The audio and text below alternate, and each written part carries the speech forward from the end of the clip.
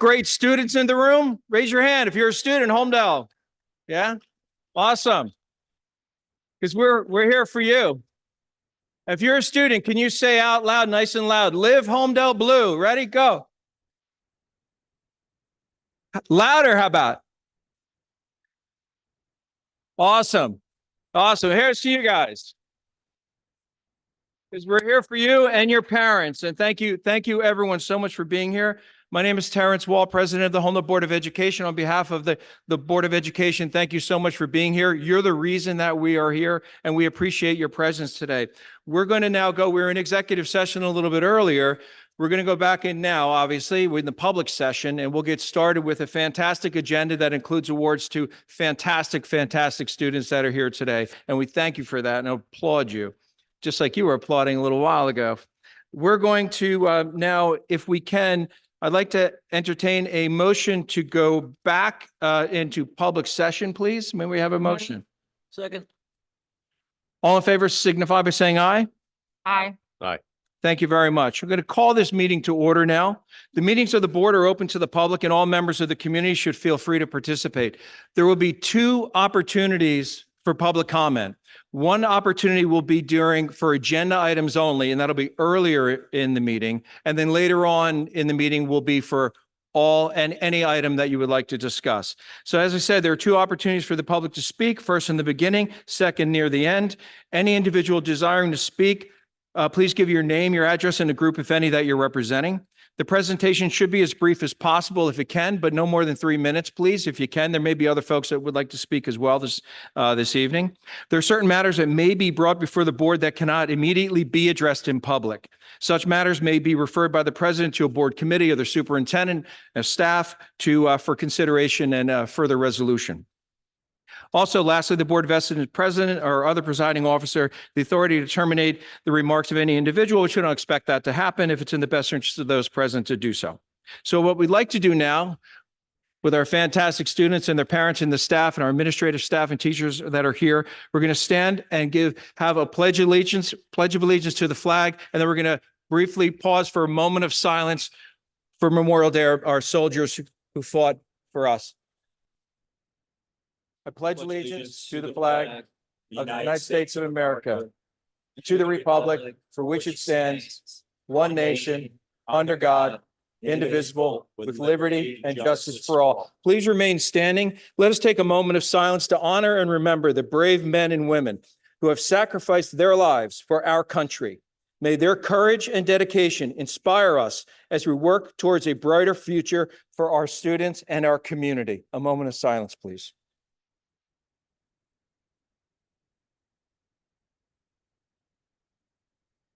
Thank you so much. You may be seated.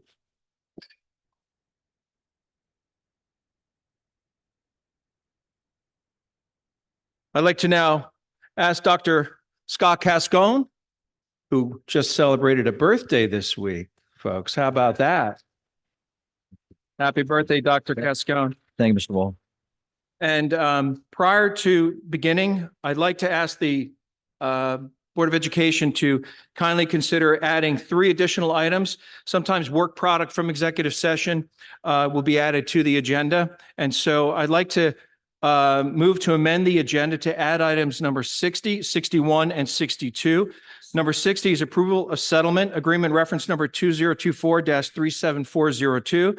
Be it resolved by the Homedale Board of Education that the terms, stipulations, and conditions as established in the settlement agreement executed by the petitioners in the special education litigation assigned agency reference number 2024-37402, which is annexed to this resolution, are hereby adopted and approved. The administrator is hereby authorized and directed to execute the settlement agreement and take whatever steps are necessary to effectuate the settlement. That's item number 1. I know it's a little dry, folks, but we're almost done. Item number 2 is approval of settlement extension agreement reference SID number 8688244374. Be it resolved that the Homedale Board of Education approves the renewal of the student placement settlement extension agreement reviewed in executive session at the board's May 22nd, 2024 meeting on file in the office of the superintendent. And be it further resolved that the board authorizes its president to execute the agreement and authorizes its administration to execute any documents necessary to effectuate the terms of the agreement. That's item number 61. And lastly, item number 62 is approving of sidebar agreement between the board and the HTEA regarding 4-day summer work week. Be resolved by the Homeland Board of Education upon the recommendation of the superintendent that the board approves the sidebar agreement with the HTEA regarding the 4-day summer work week attached here to as Exhibit A and authorizes the board president to execute the sidebar agreement on behalf of the board. May I have a motion, please, to amend the agreement to include items Move. 60, 61, and 62? Moved. Second. Second. All in favor signify by saying aye. Aye. Any opposed? Carried. Agenda modified accordingly. Yes? Okay, thank you. Dr. Cascone, thank you very much. Thank you for your patience, everyone. Thank you, President Wall. So good evening, everyone, students and families and staff, administration. Thanks so much for coming this evening. This is the time of year. It's a great time of year where we celebrate the hard work and efforts of our students that they put in throughout the year. Just a few points of order on how the ceremony is going to work. The principal, assistant principals will come up along with myself. The principals will read the names of the students. We'll have a slideshow accompanying the ceremony.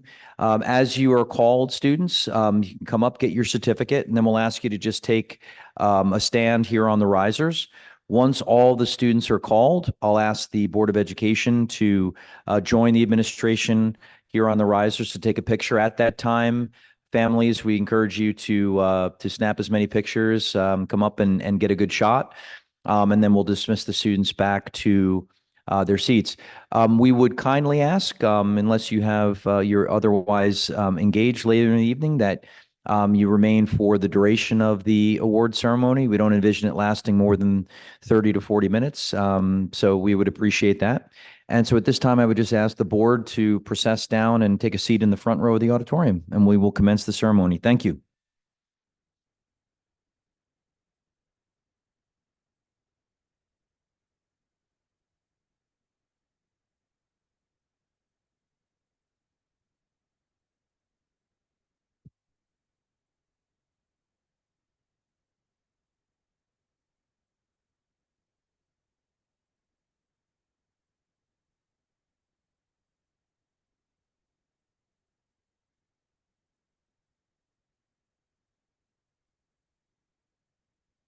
Ready? Okey-doke. You know what I was gonna do? You want to do it? Rock, paper, scissors? All right. Good evening, everyone. My name is Trish Barrett. I'm the principal of Village Elementary School. Accompanying me is Miss Alicia Faris, my assistant principal. It is our honor tonight. Thank you, Carlos. It is our honor tonight to celebrate our outstanding student achievement by village students in Continental Math and National Language Arts League competitions. The Continental Math League is a prestigious nationwide contest that challenges students in complex math problems, while National Language Arts League assesses students in language proficiency. We are so proud of our village students' exceptional performances and invite you to join us in honoring their remarkable success. Students, we're going to go through the slides. As soon as I say your name, please come on up and join us. Continental Math League results. Continental Math League results, honorable mentions, second grade, Aria Malala. Come on up, Aria.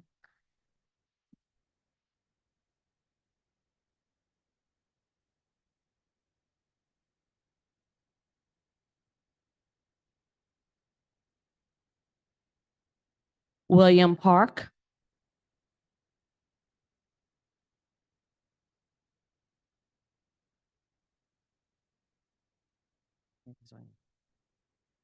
Congratulations, second grade.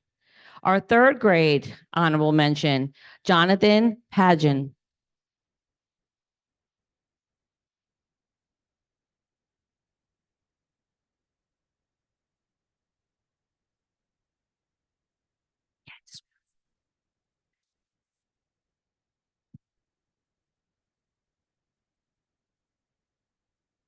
Second place finishers, second grade, Lucha Camarada.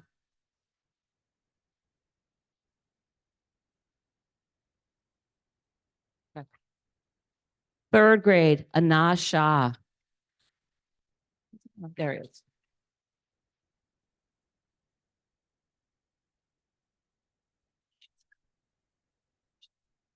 First place finishers, Second grade, Braylon Jang.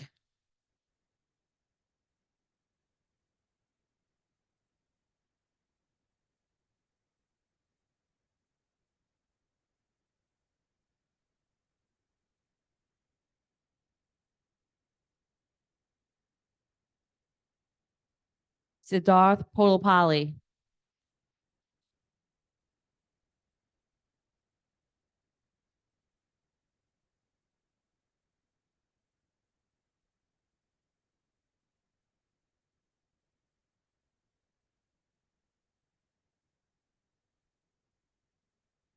Third grade, Alan Liu.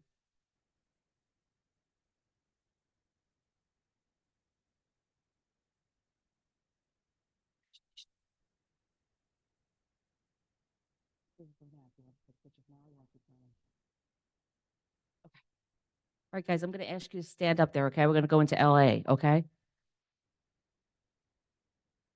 National Language Arts League.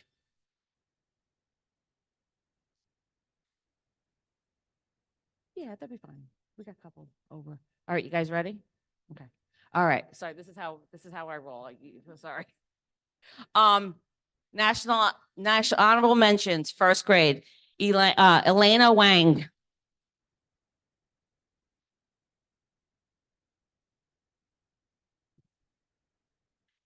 Second grade, Arya Gupta. Speed up. Okay. Mealy Keeley.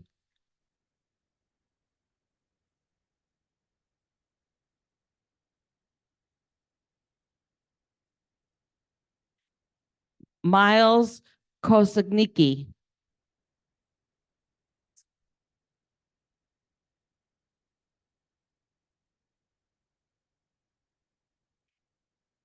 Alicia Kong.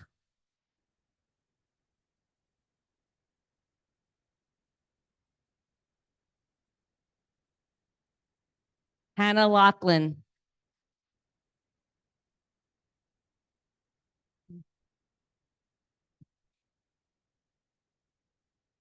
Matthew Lutkiski. Matthew, oh, right there. Siddharth Polopali.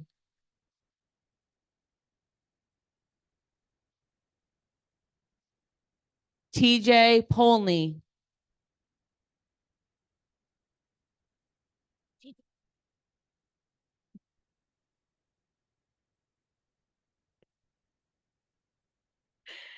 Bodhi Majanda.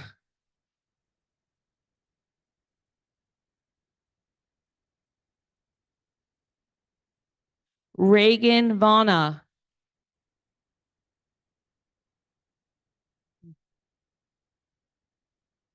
Kyle Shu.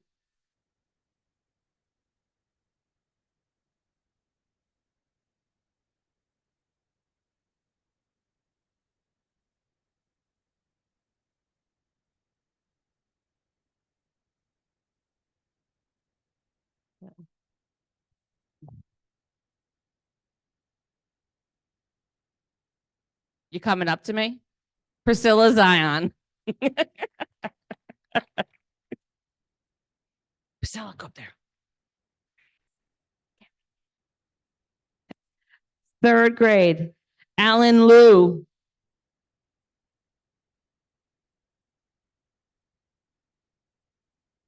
Jonathan Pageon.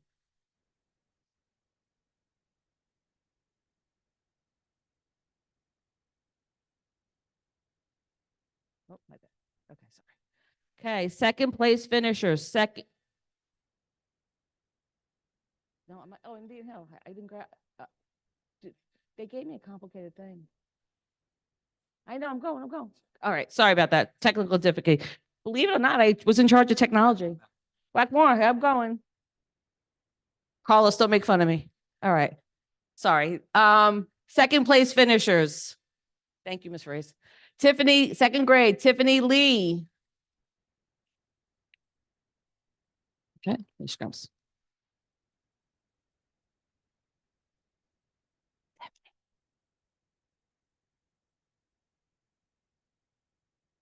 Arya Mala.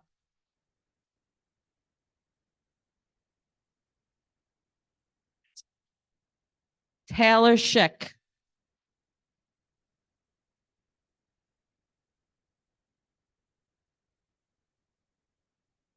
Leo Thurskin.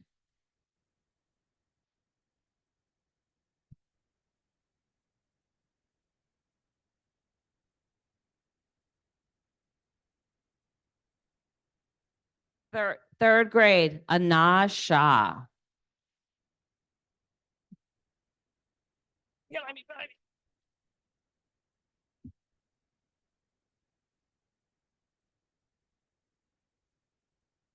First grade, first place finishers, perfect score. Isla Suarez, second grade.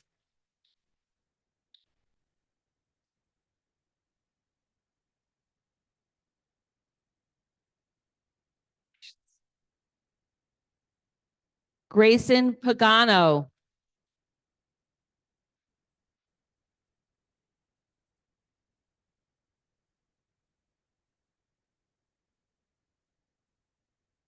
Third grade, Vincent Roberts.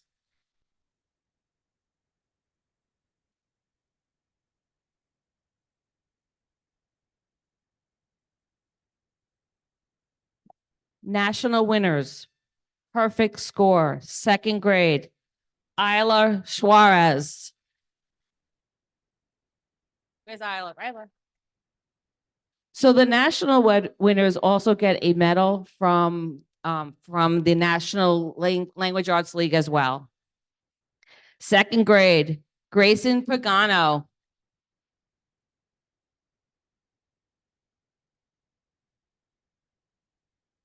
Third grade, Vincent Roberts.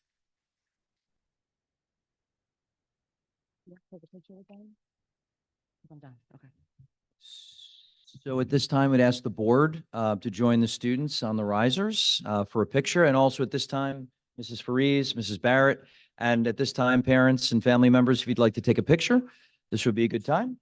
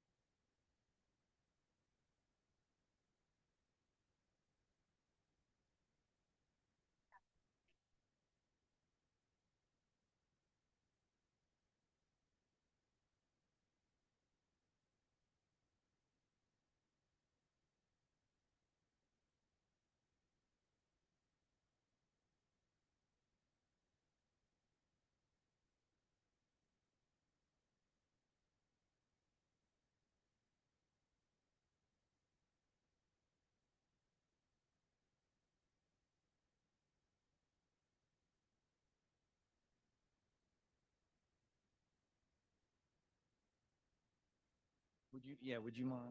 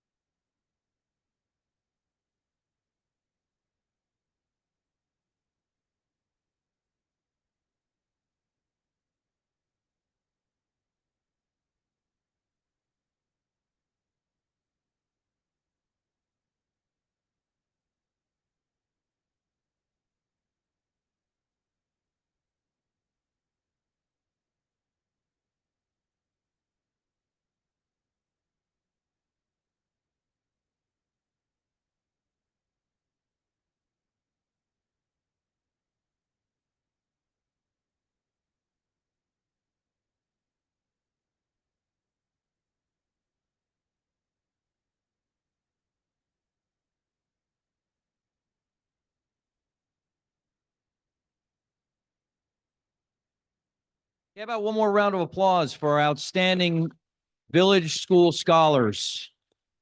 Great job, boys and girls. Thank you so much. You can go ahead and take your seats now. Thank you. And at this time, I'd like to introduce Principal Lisa Vitale from Indian Hill School.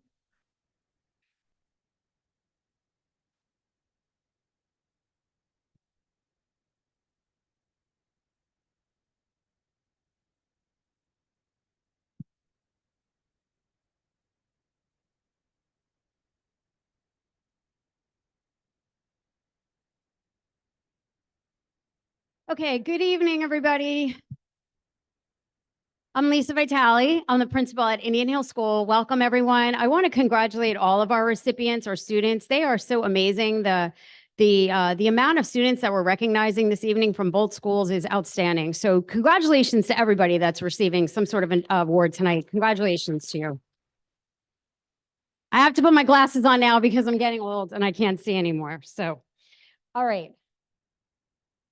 We're going to start with something that Village actually didn't have. This is something that we do at Indian Hill, and it's the Monmouth County Fair Housing Authority poster contest. And we had a student who entered into the contest and was a recipient of an honorable mention, and we would like to congratulate Elizabeth Polatsky. Elizabeth.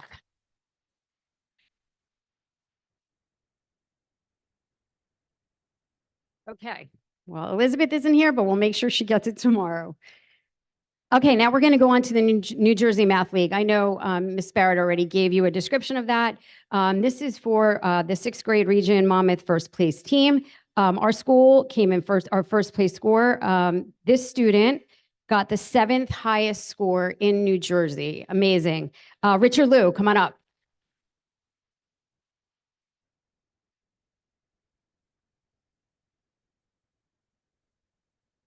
Good job, bud. Second place, Scarlett Gong, come on up.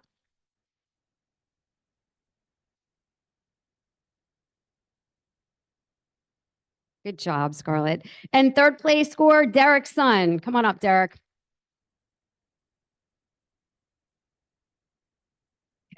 Derek is not with us this evening. Okay, we're going to move on to our Continental Math League. This is our 4th grade team, our 4th grade top finalist, which was a top scoring team in New Jersey. We just seem to keep killing it in all of our grades. Ethan Chen, come on up.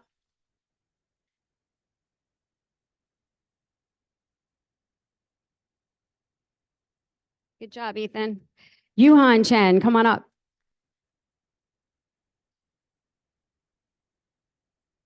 Ethan DeVito, come on up. Leo Du, come on up. David Glattman, come on up, David.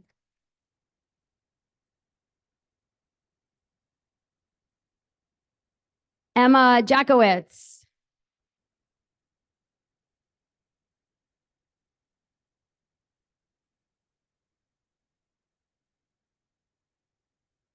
Avery Zhang, come on up. Oh, Avery. Manish Kashyap, come on up, Manish.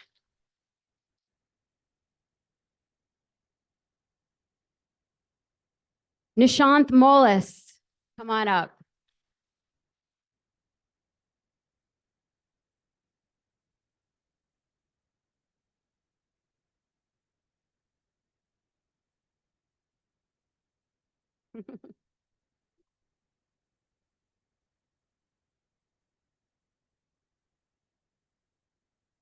Sorry, a little confusion up there. Ayan Patel, come on up, Ayan.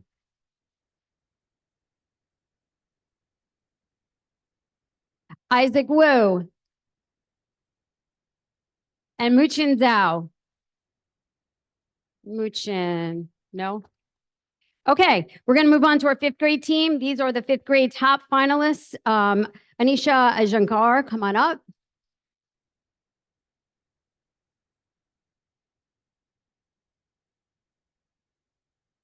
Logan Dazo.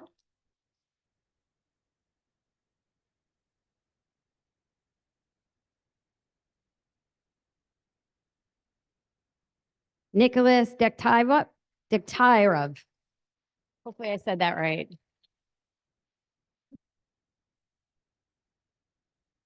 Kushal Gansani.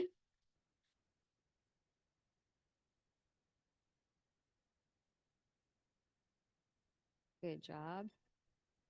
Dr. C. Yu Yang Gao.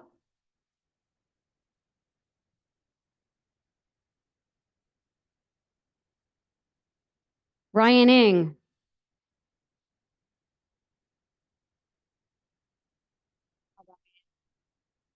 Blake Schick.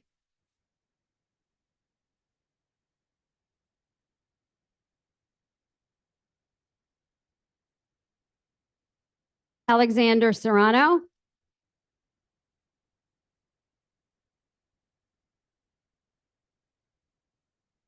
There we go.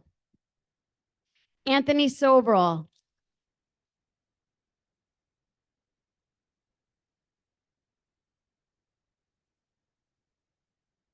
Grayson Volk.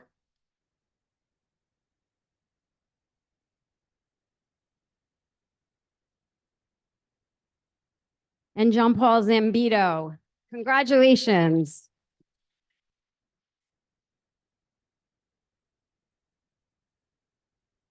Okay, we're going to now move on to the sixth grade Continental Math League. Sixth grade perfect score, national leader, top scoring team in New Jersey, Richard Liu. Give it up for Richard. That's quite the accomplishment. Good job, Richard.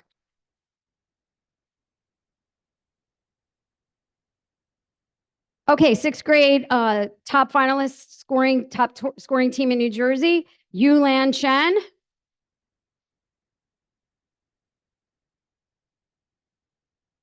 Anderson Cosmos.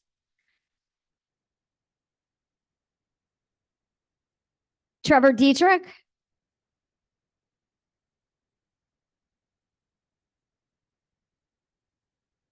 Ethan Furman.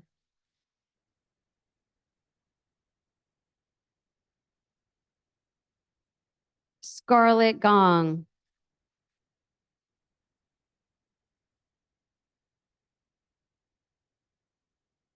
Keegan Hack. No, no Keegan. Aryan Jarawala.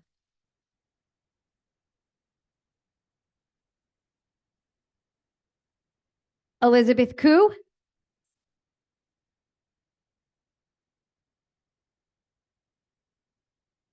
Maya Lalo.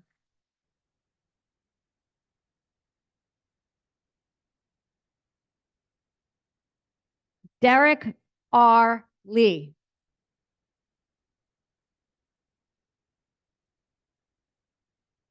Derek W. Lee.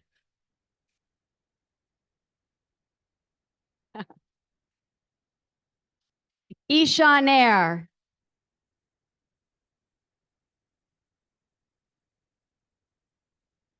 Andrew Roth.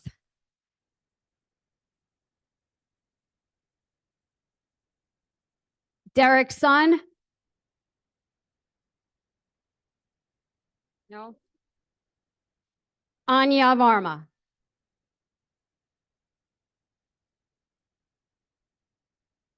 All right, congratulations to all of those recipients. This is the National Science League. So the National Science League is something that we do in the school.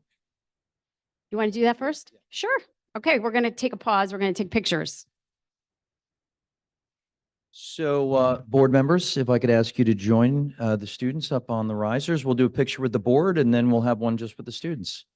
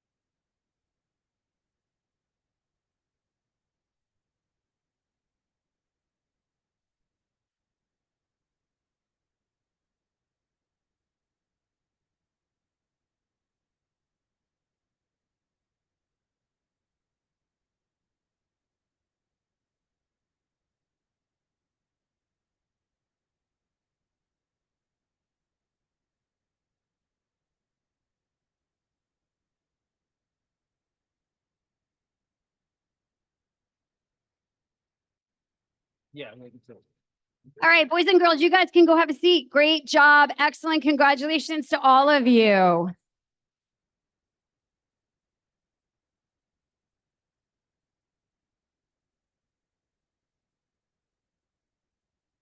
Before we do this National Science League, I forgot to introduce Dr. Requay. I apologize, Dr. Requay. She is helping me out tonight with the awards. So thank you for your assistance, Dr. Requay.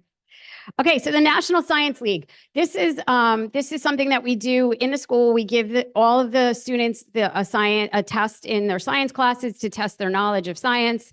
And what we do is we kind of look at all of the scores, and the top scores are the ones that are being honored for each grade level this evening. We're going to start with our fourth grade team, top finalist, Stephen Aboud. Good job, Stephen. James Betancourt.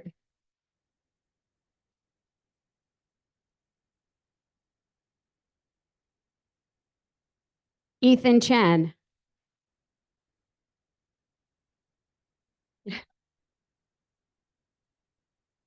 Yuhan Chen.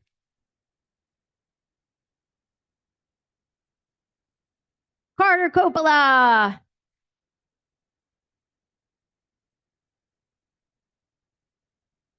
Dominic Delvecchio.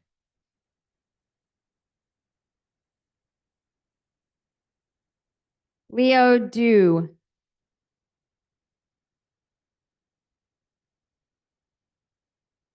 Isabel Fernandez Beelan.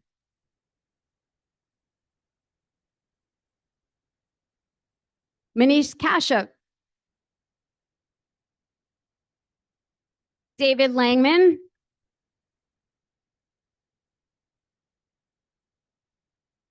Thomas Schroeder.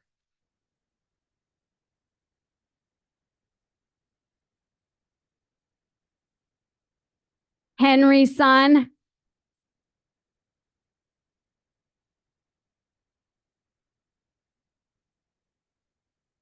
Coming that way. Oh, no, he's not. Never mind. Sorry. Okay, Henry's not here. And Aiden Tam.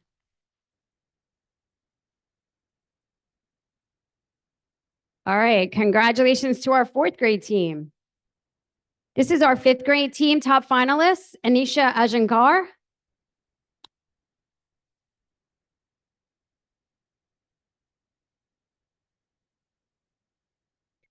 Dustin Brock.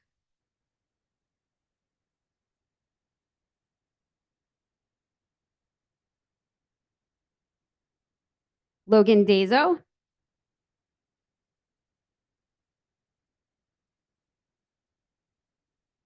Yu Yang Gao.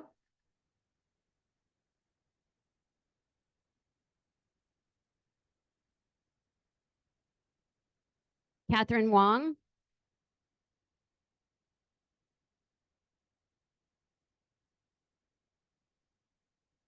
Kevin Liu.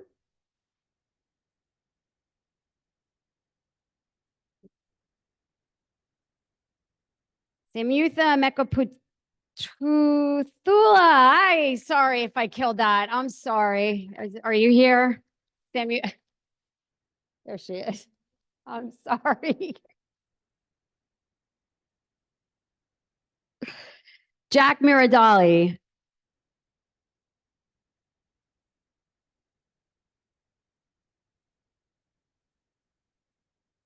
Ryan Ng.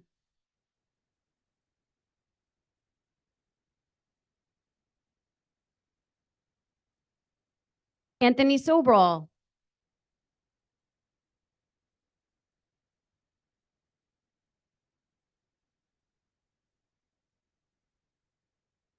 Tyler Zumaski.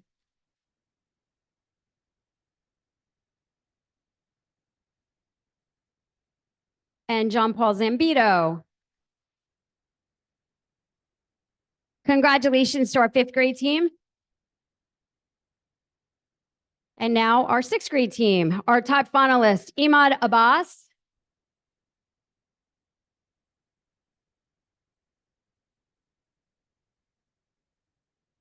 Yulan Chen.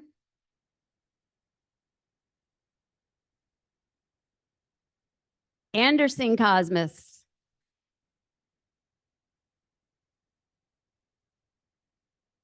Trevor Dietrich. Good job.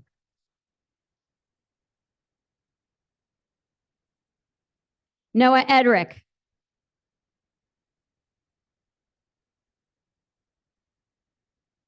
Minas Gergus. Scarlett Gong. Aryan Jariwala.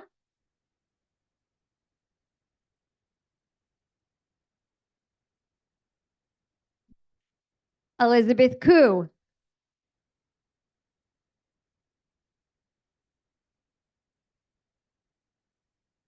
Derek R. Lee.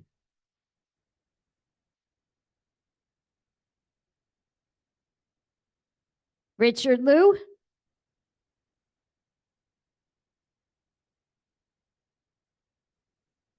And last but not least, Derek's son.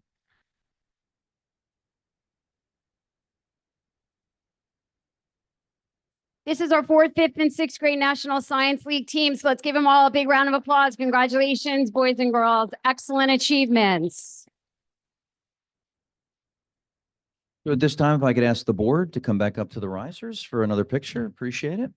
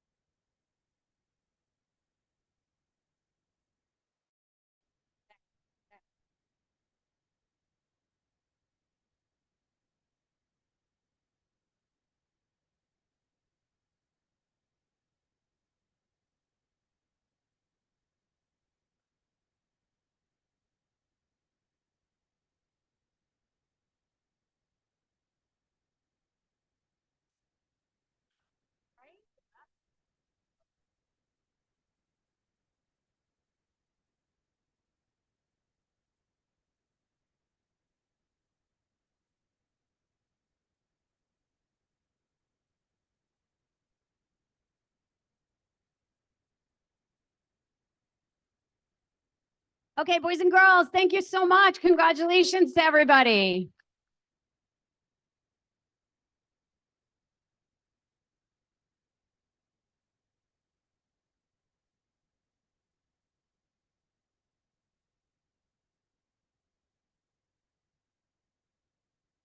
And just wanted to say a quick word. I'm not surprised to see our Indian Hill students achieve great accolades in the science test, because you may be aware that today we had our 6th grade science fair. There'll be a 4th and 5th grade science fairs in the upcoming weeks. Had the opportunity to go to the science fair today and was completely blown away by the research that these students had created. My personal favorite, and I saw the young scientists here today, one of them was, "Do video games rot your brain?" It was actually a fascinating study. I think it would be really outstanding to replicate on a larger scale. They concurred. If we had more time, I'd invite them up to talk about their methodological design. Another one, I see another young scientist there who tested the water resistance of various fabrics. Really incredible to hear the students talk about the scientific method and the process, their hypotheses. So doing great work, not only on these tests, but also in the classroom. So to all our young scientists here in the room today, congratulations again, and congratulations to all of our Indian Hill recipients. At this time, I'd like to invite up Supervisor of Athletics, Mr. Michael Casal, as we acknowledge some truly exceptional achievements in our high school athletics program. Mr. Casal?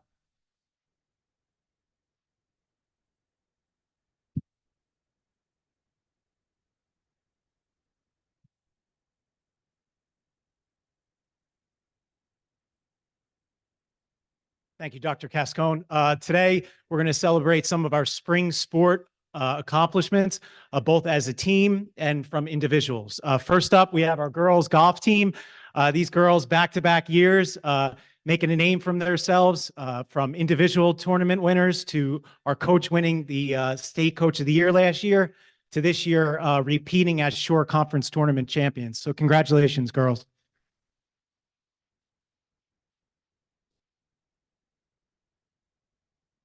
I'm going to call you each individually. First up, Coach Kathy Bradley.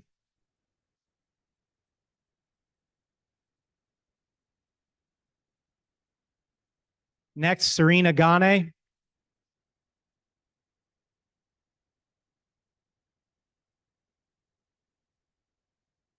Mina Liang.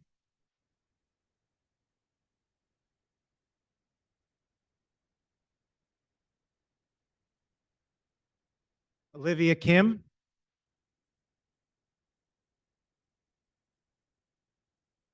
Natalie Klein.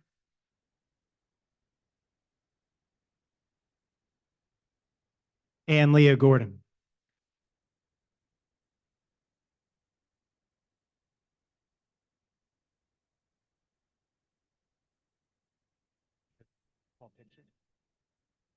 If you'd like to take a picture of our ladies golf team, you can do so at this time. And now, board members, if I could ask you to rise again and take a picture. Thank you.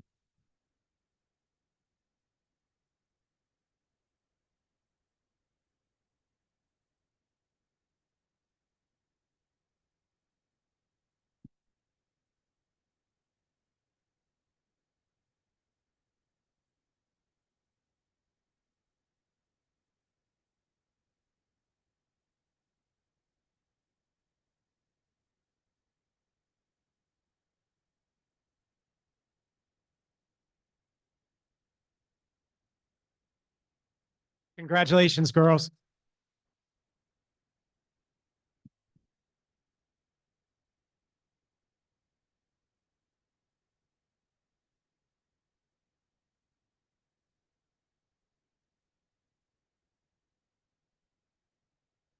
All right, next up, we have our boys golf team.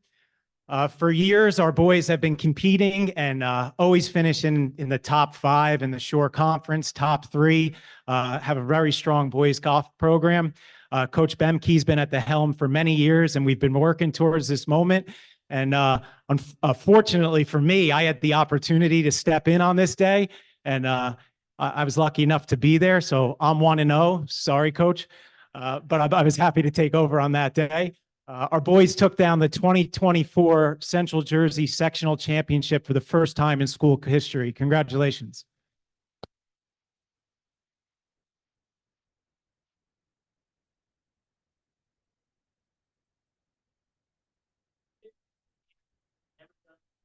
"54 years, we got our first one. We're proud of the boys."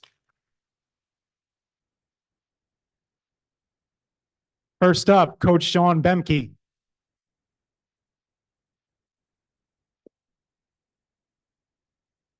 Patrick Sharp.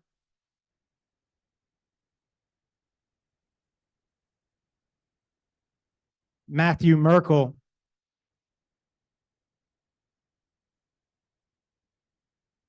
Ryan Quigley.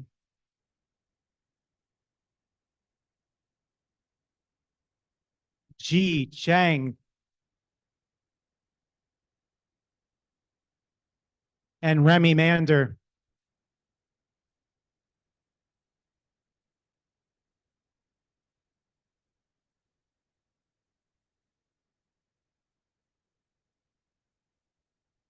I was lucky enough to be at the course that day, as I said, and I didn't want to text Coach because he was at, his son's college graduation, and I didn't really want to jinx it either.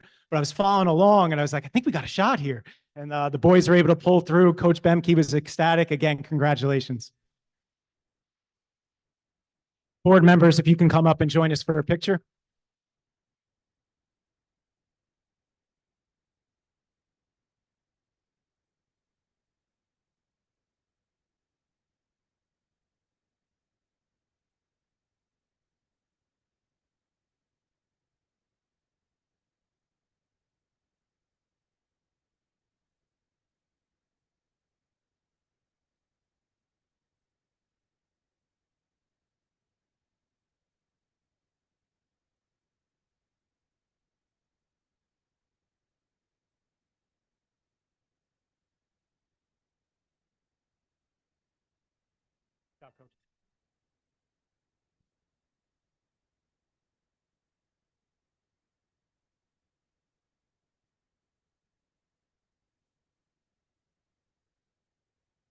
We do have some individual accomplishments from the spring season.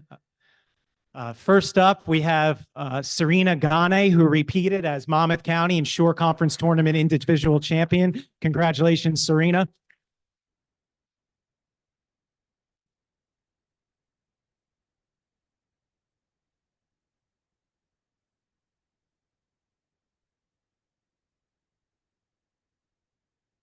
Next up, we have four-year starter for our boys lacrosse team, who was named a USA Academic All-American, Will Gilfillan.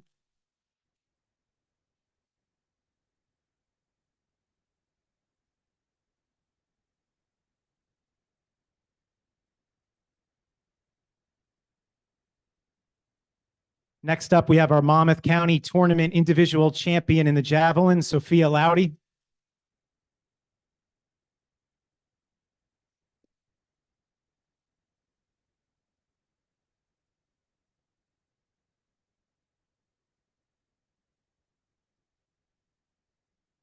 Next up, we have our Shore Conference Tournament individual champion in the 3,200 meter, Brielle McLarnon.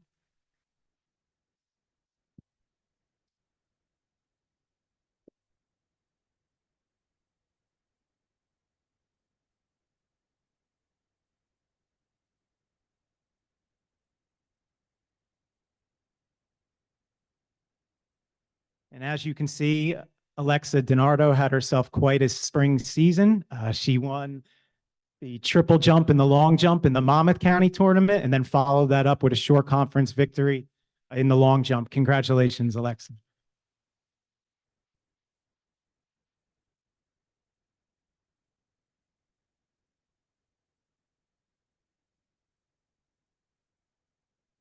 Pictures of our individual champions, Board of Education members.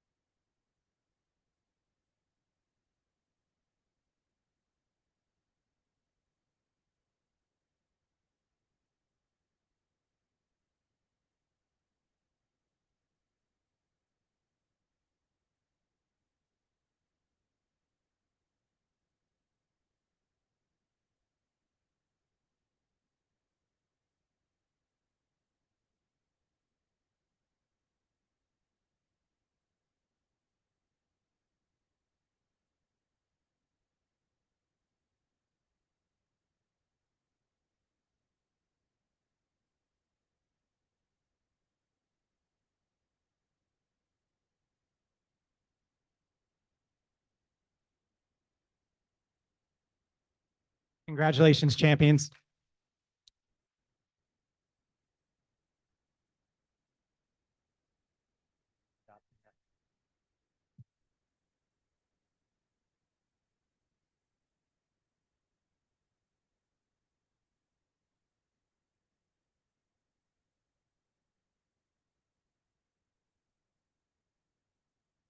Gentlemen, if you don't mind, the members of our esports team just coming up on stage. Do you mind just coming down right now, please?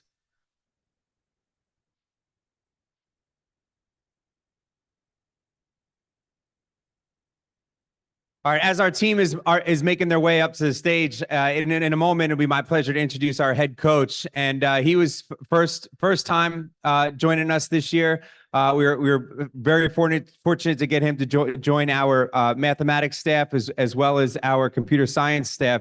And just to share a quick anecdote during the interview process, I asked him, I said, "Do you know the fastest growing extracurricular activity in America?" And he said, "Esports." And at that point, I said, "Hired." Obviously with Dr. Cascone's approval, but this is something that we've hoped to get off the ground for the past couple of years, and we had to search far and wide and steal him from another district to get the right guy to take our team and actually start to compete. And then little did we know that they were going to bring home a state championship. So it's my pleasure to introduce Coach Michael Moore.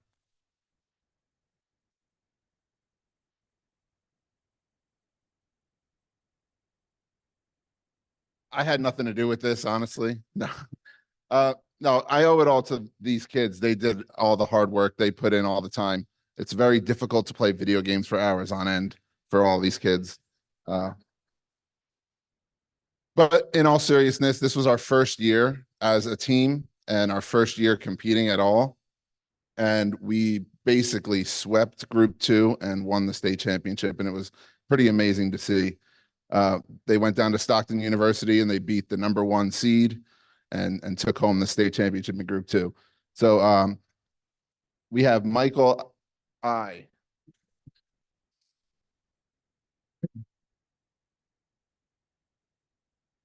Zachary Chang.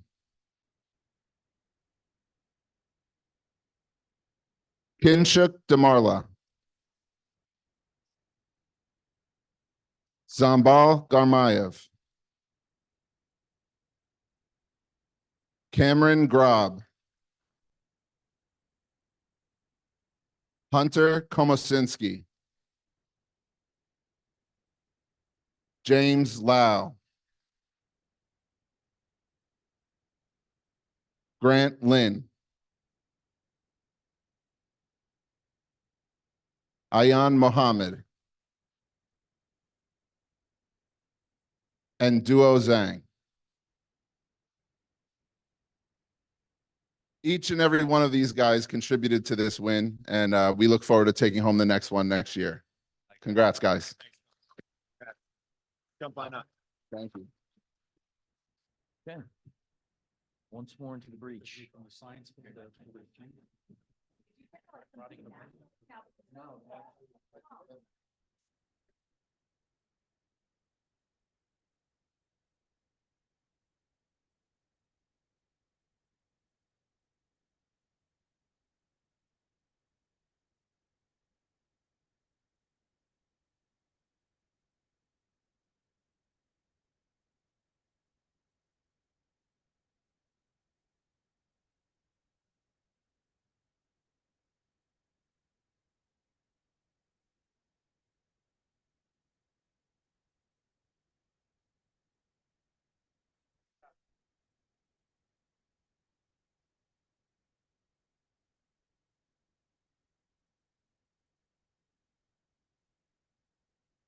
What's that?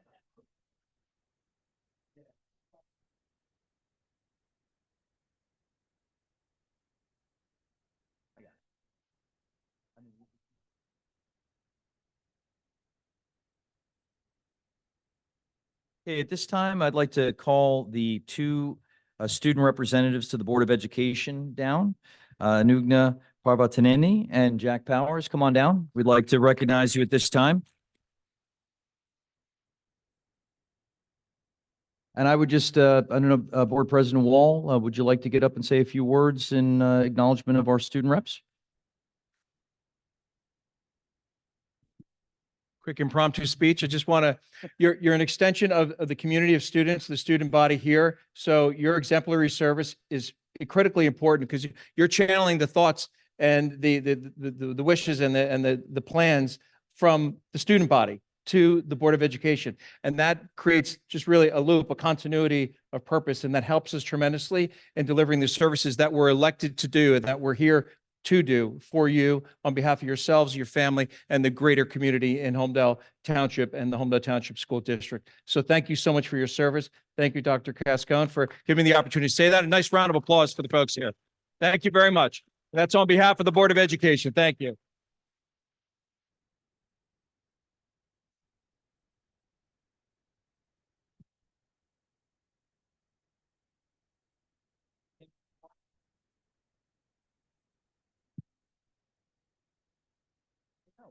Board of Education, would you come up and stand by our reps?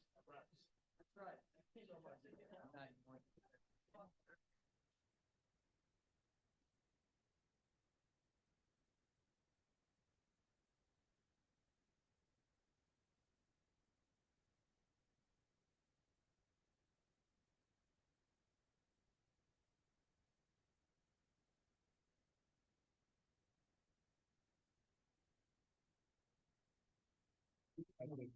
Thank you.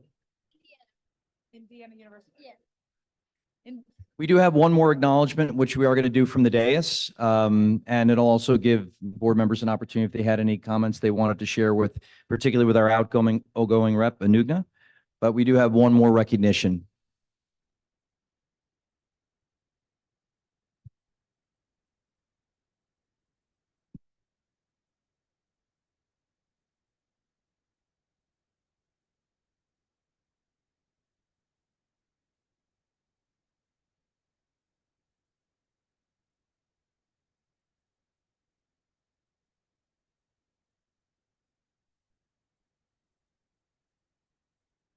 Hey, just wanted to do this from the dais in order that after I make some introductory remarks, if anyone on the board wanted to do likewise. So unfortunately, Coach Shefranis was not able to be in attendance tonight. He had a pre-existing engagement, but we would have been remiss if we did not take an opportunity publicly to acknowledge that Coach Reynes has resigned his position to take on a new professional endeavor, which of course we wish him good luck with that. There are probably some on the dais, perhaps Mr. Reddy, who could probably expand a bit more on what Coach Reynes' significance was to the program. But when Coach Reynes took over the program, I believe it was 8 years ago, it's safe to say that the Homedale High School football program was in fairly dire straits. It was not a position that was attracting candidates. Coach Reynes actually had applied for the job a number of times before ultimately getting it. And over the course of the 8 years that he's led this program, well, I mean, you need to look no further than last season, and the success they had that season. But really, it's more, his significance of the program was really more than wins and losses. But it was really reinstilling a set of values and norms into the program that were based upon hard work and accountability, and ultimately that paid off in the form of results. He has left the program in a far better shape than when he found it, which will enable us to ensure that we find a capable and worthy successor for the position, which we're most confident we will do. And so I want to take this opportunity to publicly thank Coach Reynes for his dedicated service to the district and to that position, for bringing progress and pride and success to the program. He will be missed, but we wish him the best of luck. And with that, I would just turn it over to members of the board if they had any comments they wanted to offer on Coach Reynes' behalf. Thank you. I'd like to defer to our board historian, board member Reddy and past president last year. Peter, would you like to kick it off? Thanks, Terrence, and thanks, Scott. Yeah, Jeff Reynes, I mean, I know Denise Klein was in the audience. She's a former board member, and she remembers about 10 years ago, the football program was in a bad spot. And, the town, if there's one sport the town galvanizes around, is the football program. And in the last 8 years, Jeff came in, there was some bumps in the road, but he literally established the culture that I've always pointed to whatever sport it is. I'm like, if you want to emulate a culture, emulate the football team. Those kids are in the weight room 2 weeks after. They had a great year this year. I think they, Dr. Dakota, I think we lost to Camden, was it? In a really highly contested game. We beat Mattawan that had a bunch of Division I Michigan recruits. We don't usually have Michigan recruits on our team. Oh, do we have a kid playing Nebraska football that Jeff Reynes basically cultivated and turned into, so many players have left here playing college now. They win, which is great. But like Dr. Cascone said, there's a sustainable culture that's been created, and he's passing on. So if Jeff's listening out there, thank you, Jeff, for your 8 years. One of my favorite board meetings of the last decade that I've been to is when we had all these football players coming month after month after month when we hired Jeff. And he's really done a tremendous job with these kids, grown them into leaders and men. And, you don't see kids. I mean, Jack Powers is a football player, right, Jack? You don't see kids quitting football, and it's hard. He has those kids there in senior practices that Jack will probably be running come July, then August when the coaches take over. These kids know what's expected. The kids that come from 6th, 7th, 8th grade in the feeder programs that's alive and well know what's expected, and they buy in. So thank you, Jeff. Thank you for what you've done. You left the place in a good, you'll be heavy shoes to fill. I can tell you that. So thank you.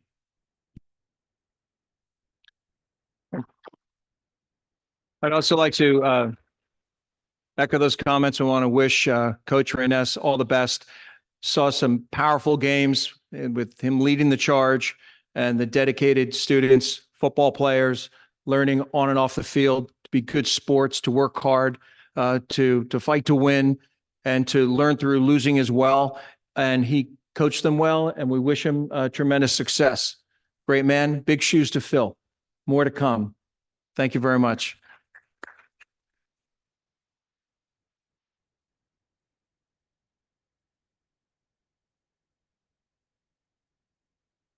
President Walbott officially concludes the recognition portion of the agenda. Thank you very much. I want to thank everyone for coming here and honoring your students, the parents. Your dedication to the district is appreciated on behalf of the Board of Education. We appreciate you being here and hope to see you soon. We're We're here every month, so do come back and be sure to share your thoughts with us when you need us most. Thank you. With that, I'd like to now turn it over to the report of the student representatives of the board. Thank you, and Mike is yours. Appreciate it. Hi, this week is Spirit Week in the high school, with each day having a specific theme, like barbecue dads and soccer moms, or beach day, which is tomorrow's theme. Spirit Week leads up to the Battle of the Classes, where the 4th grades battle out the year-long competition, which Jack will talk more about. On Tuesday, June 4th, we will have the lip dub in the morning. On June 6th, the seniors have decision day, along with the senior breakfast and yearbook distribution. The next day is senior prom. Then on Monday, June 10th, we have senior awards, and then that is followed by the senior picnic on June 11th. Project graduation forms are also due on June 11th. With all these events and the school year beginning to wrap up, the senior class would like to express our gratitude for the senior lounge. We've heard great feedback from all the seniors, and it has been a great place to relax and get together as we close off the senior year.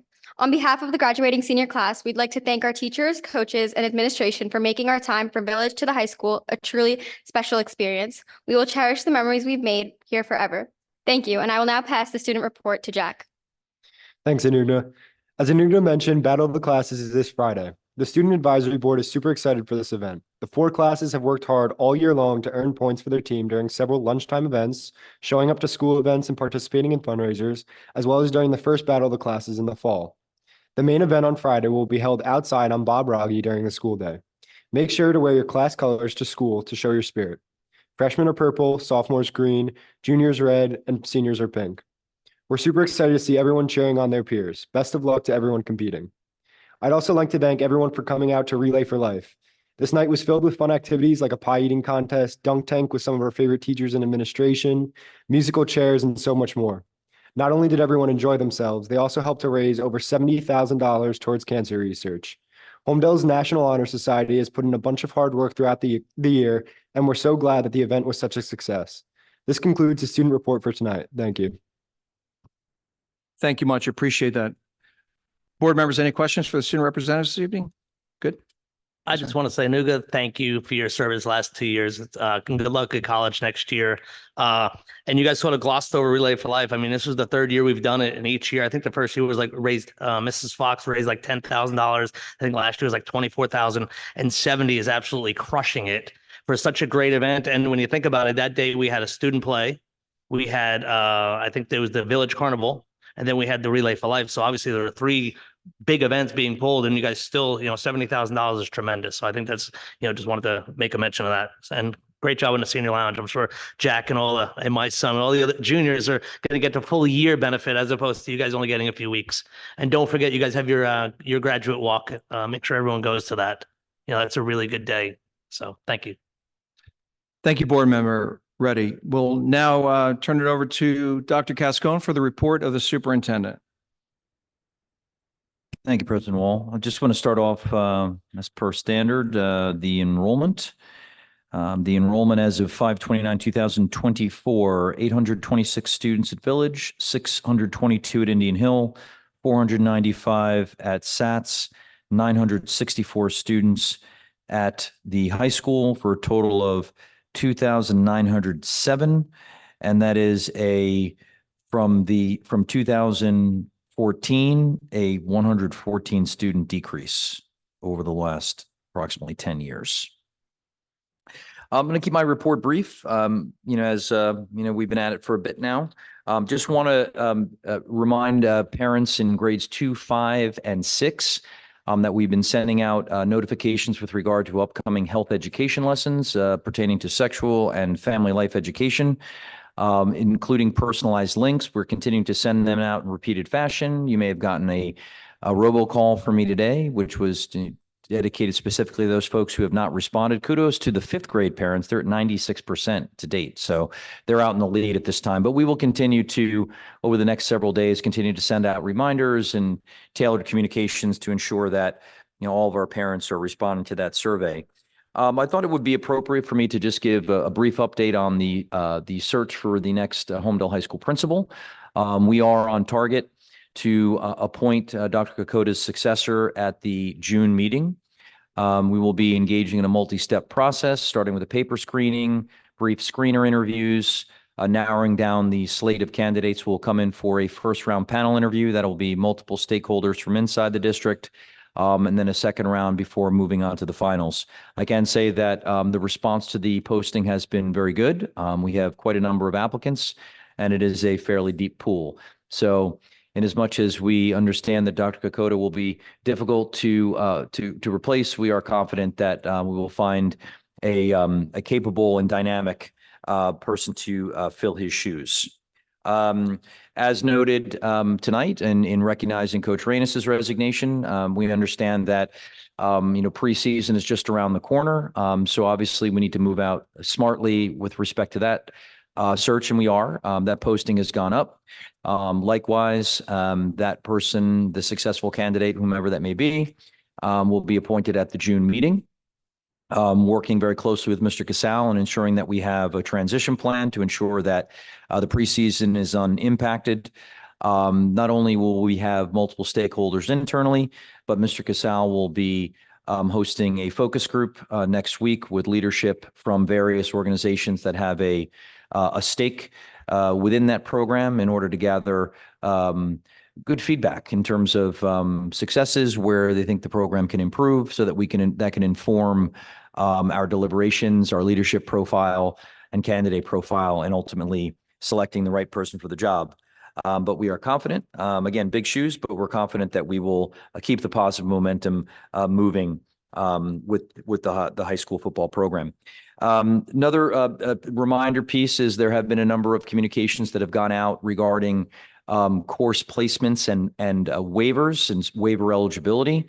Just a note on that, though the deadline for submitting a waiver application is July 15th, it's worth noting that the deadline for any summer work is July 31st. So just note that while you can submit it by July 15th, that would leave a relatively short amount of time for your child to complete the requisite work. And just a quick public word on the rationale behind that, because we have had some questions about that. Really, the rationale for providing summer work for students who waive is really to ensure that, and those assignments are adaptive path, meaning that they are catered to what that student's specific skills, deficiencies, or content gaps are. And the purpose of that is so that we can do, the student and we collaboratively can ensure when that student comes into the class for which they had not naturally placed, that we are closing as many of those skill and knowledge gaps as possible. Because while there is somewhat of a review at the beginning of the course, it's brief, and then it accelerates quickly.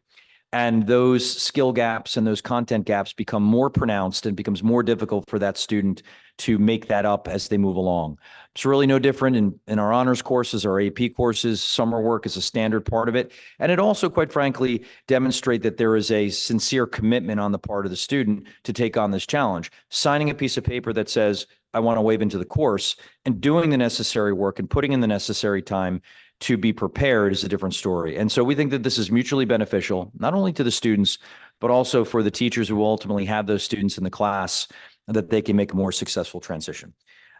So I have one other piece I wanted to mention. I had a high school science teacher, Mr. Cole, called my attention to the fact that we have a longstanding relationship with the Belford Seafood Cooperative.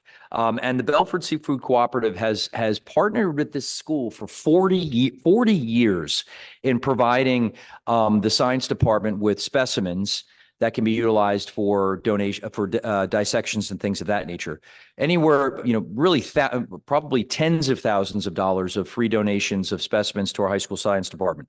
Mr. Cole suggested that it would be, at this point, after all these years, due time to acknowledge them. And while the notification came late for us to have them here today, we have created a certificate, and I do plan, and a letter, which I would like to read into the record, and which Mr. Cole will actually deliver to our partners at the Belford Seafood Cooperative. But I wanted to just publicly acknowledge that and just read aloud for the record the letter and that we intend to send to them. So, dear Belford Seafood Cooperative team, on behalf of the Homedale Public School District Board of Education staff, students, and families, I'm writing to express our deepest appreciation for your unwavering support and generosity over the past 40 years. Your contributions have played a pivotal role in enhancing our marine science program. Each year, your facility has graciously donated fish worth $50 to $100 for end-of-unit dissections in the marine science class. Your willingness to provide these specimens has significantly enriched our students' learning experiences. Additionally, the tours of your facility and the supply of clams, squid, and other specimens have furthered our students' understanding of marine life and fisheries. Despite changes in ownership and management over the years, your commitment to supporting our educational endeavors has remained steadfast. Your kindness and dedication have not gone unnoticed, and we are profoundly grateful for your continued partnership. In recognition of your invaluable contributions, we would like to present you with a certificate of appreciation. This small token symbolizes our gratitude and the high regard in which we hold the Belford Seafood Cooperative Association. Thank you once again for your exceptional support and for fostering a love of marine science in our students. And so once again, we do express 40-year partnership is something to be celebrated and appreciated. So just wanted Board President to read that into the record in acknowledgement of that contribution and partnership. Thank you. Mr. President, that concludes my report. Thank you very much. Would you kindly share the HIB report, please? And then we'll open it up to questions and comments from the public on action items that are in the agenda. And in a later part of the meeting, any items that you wish to discuss. So President Wallace, I respectfully submit the HIB report as presented in closed executive session into the record. Okay, thank you very much for that. So the next item on the agenda is any questions or comments from the public on items that are on the actual agenda. So I'd like to open it up to questions or comments from public on action items only, if anyone would have any comments.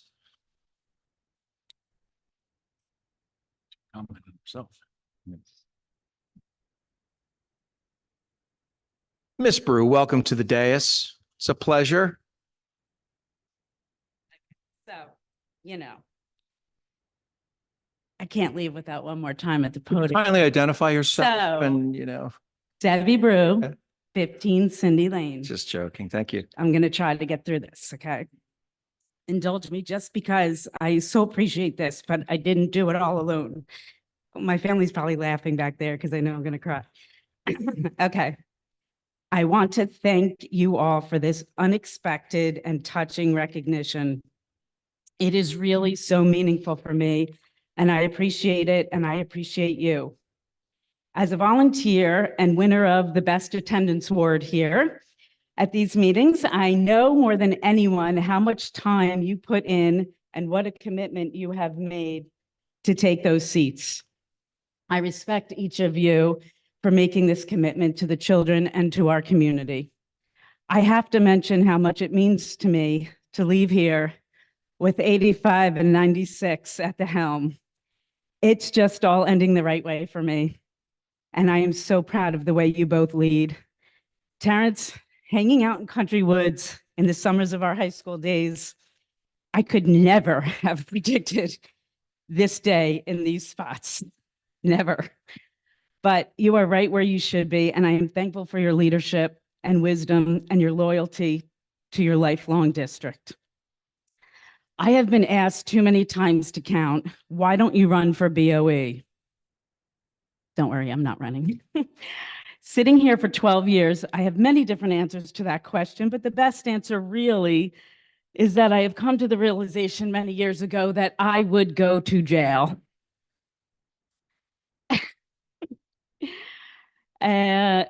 People describe me as having a lot of patience, and I do, but it's mostly with children.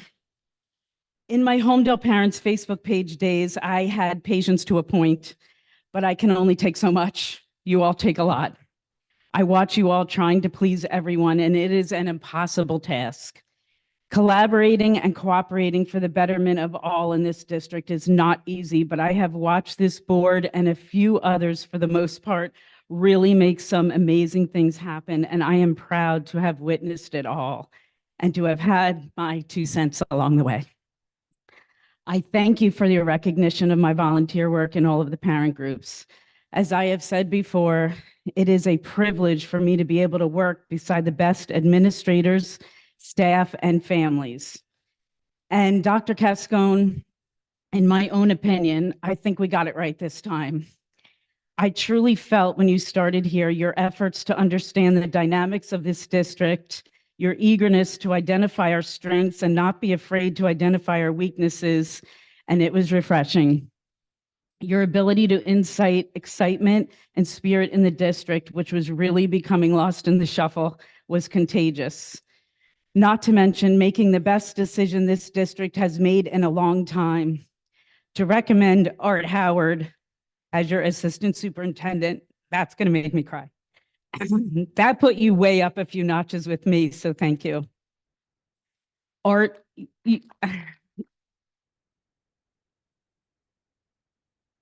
Art, you are the shining star here, and I am forever thankful for your patience, respect, outreach, and unwavering commitment to all of the children and staff here. You live Homedale Blue every minute of every day. Now, to state the obvious, the best part of volunteering is to be in it with the students, to always be on their team, helping to give them a much needed break, to bring in some of the fun in a highly academic district. However, I did not do it alone, and I continued through all of the schools only due to the tremendous support of my A teams. I have worked with the best, and I am immeasurably proud of all that we accomplished as a group, all that we have gifted to all of the schools and the changes we have made.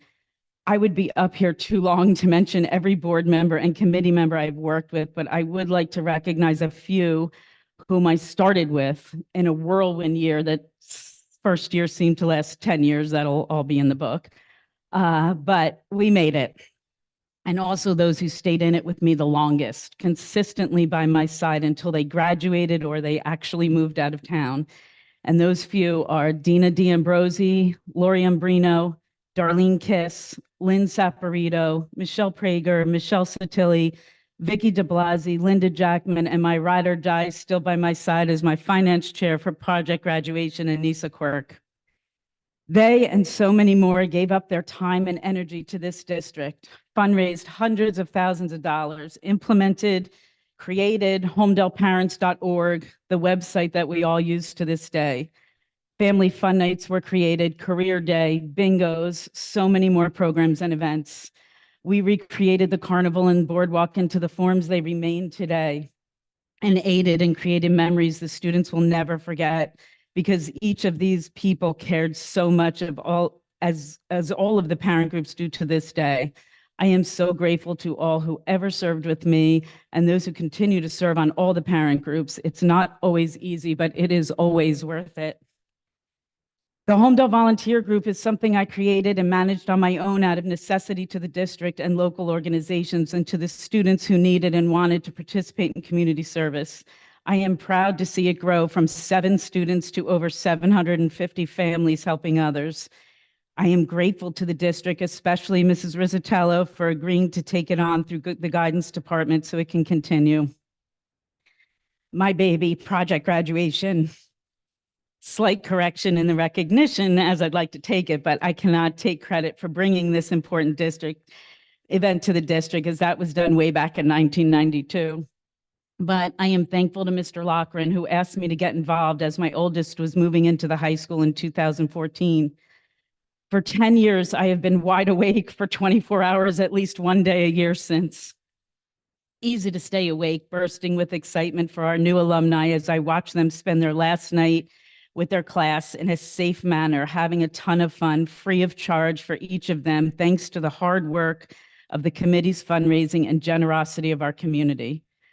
Project graduation is such an important event for the students who have worked their tails off in a highly competitive district to accomplish the ultimate goal, graduation. These incredible students deserve a safe and complimentary evening to spend with each other, not spent on an all-night rager, not perhaps making wrong choices and possibly endangering themselves or those in our community. It is a night for them to be with everyone in their class and only those in their class one last time. Casey's going to make me cry in the back for that one this year. They will be in a safe place celebrating their amazing achievement the right way. They did it. They are Homedale High School graduates. Having said that, I am leaving here accomplishing something I have tried to do for 19 years. Get multiple groups who are like-minded, who put students first, to all work together, which for whatever reason has been difficult to do, although I know we have all tried and has now happened and it will be done. I am so grateful to the following community groups who have come together and committed to funding this event starting in 2025 and going forward, so that there is never a question nor trepidations that this event may not occur due to lack of funding. All of these groups have helped these students get here, from kindergarten to where they will be after graduation, which is at a safe, alcohol and drug-free celebration of their enormous achievement, a goal we all have for them, to graduate from Homedale High School and to begin the amazing journey that is the rest of their lives. Nothing makes me more proud. So on behalf of all, I would like to thank the following groups for making this happen: Village School PSA, Indian Hill School PLG, SATS School PSG, Homedale High School PTSO, the Senior Families and Community and Business Donations to Come, HTEA, Homedale PBA, Homedale Townships Municipal Alliance, HFEE through a mini grant, the Board of Ed for ensuring our event, and the high school for providing our busing. And to Renee Luttrell and Lauren Tevan, who have agreed to co-chair the project graduation going forward. Literally, the entire community came together to make sure that this event happens going forward, and I am just so proud of that. Finally, I just want to say that being able to be amongst teachers that are second to none and students who feel like they are all my own has been a joy and a privilege. I have always been taught by my parents to help people if I can, and I did, and I'm proud of that. I enjoyed nearly every minute of it. We all have our moments and our challenges, but I am grateful to them because they taught me lessons along the way. All of it was made easier due to my love connection with the hearts and souls of our district. They are the office staffs, the custodians, and the buildings and grounds crew. These people are the true secret behind how to get things done. They are the doers. I could not have accomplished most of what needed to be done without Carolyn, Terry, Louise, Noreen, Mary, Dawn, and Heidi. Those are my girls. Donna, Giovanna, Patty, Linda, Heather, Tom, Steve, Dave, Pat, Ron, Chaz, Brendan, Maria, Todd, Rich, who's being honored tonight, who actually used to tape a personalized reserve sign for me on the chair when it was in SATS Library, the board meetings. Christine, Thelma, Matt DeBlasi, Matt Kret, and my rock star Eric Sievers. These are the helpers, the glue, who are absolutely instrumental in getting it all done the right way. In closing, I wanted to publicly thank my family. All right, give me a... Selfishly, I got to spend so much more time with my kids. Oh God, sorry. Being around their schools while they were in them.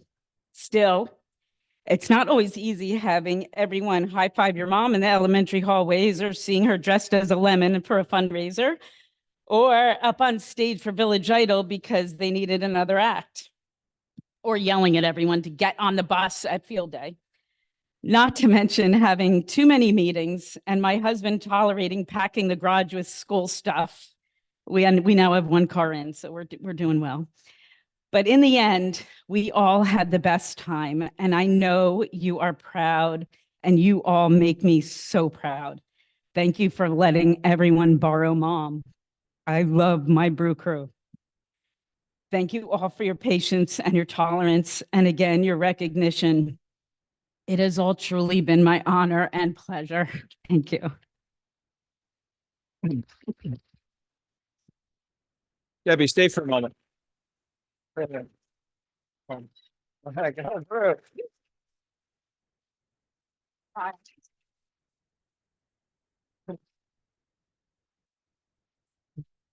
Debbie, if you don't mind staying for a moment, and the item she was discussing is actually on the agenda, and like with the board's courtesies, I'd like to just move it up. It's item number 7. And I certainly want to invite her incredible family to come down. We're going to be reading this resolution in a moment, and I just wanted to share a few items.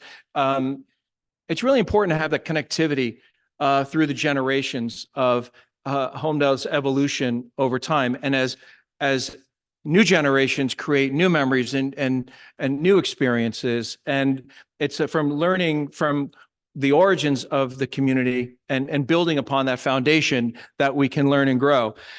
Debbie Brew, I'm going to, and if you'd indulge me, I want to share a few thoughts rather, and then if other board members, I wanted to open it up to you, and then we'll read this resolution. And it's great to have your family here. We're going to make quite a TikTok out of this. Am I right? Yeah. Okay, good. So Debbie Brew is always in motion. In addition to managing a busy household and working at local law firms, volunteers in so many local initiatives and community and charity events. And that's what, Debbie, when I think of Homedale, I think of you. I think of folks that have been here for many, many years. And then you're sharing that information with the new generation that are creating new memories and new experiences as the community learns and grows.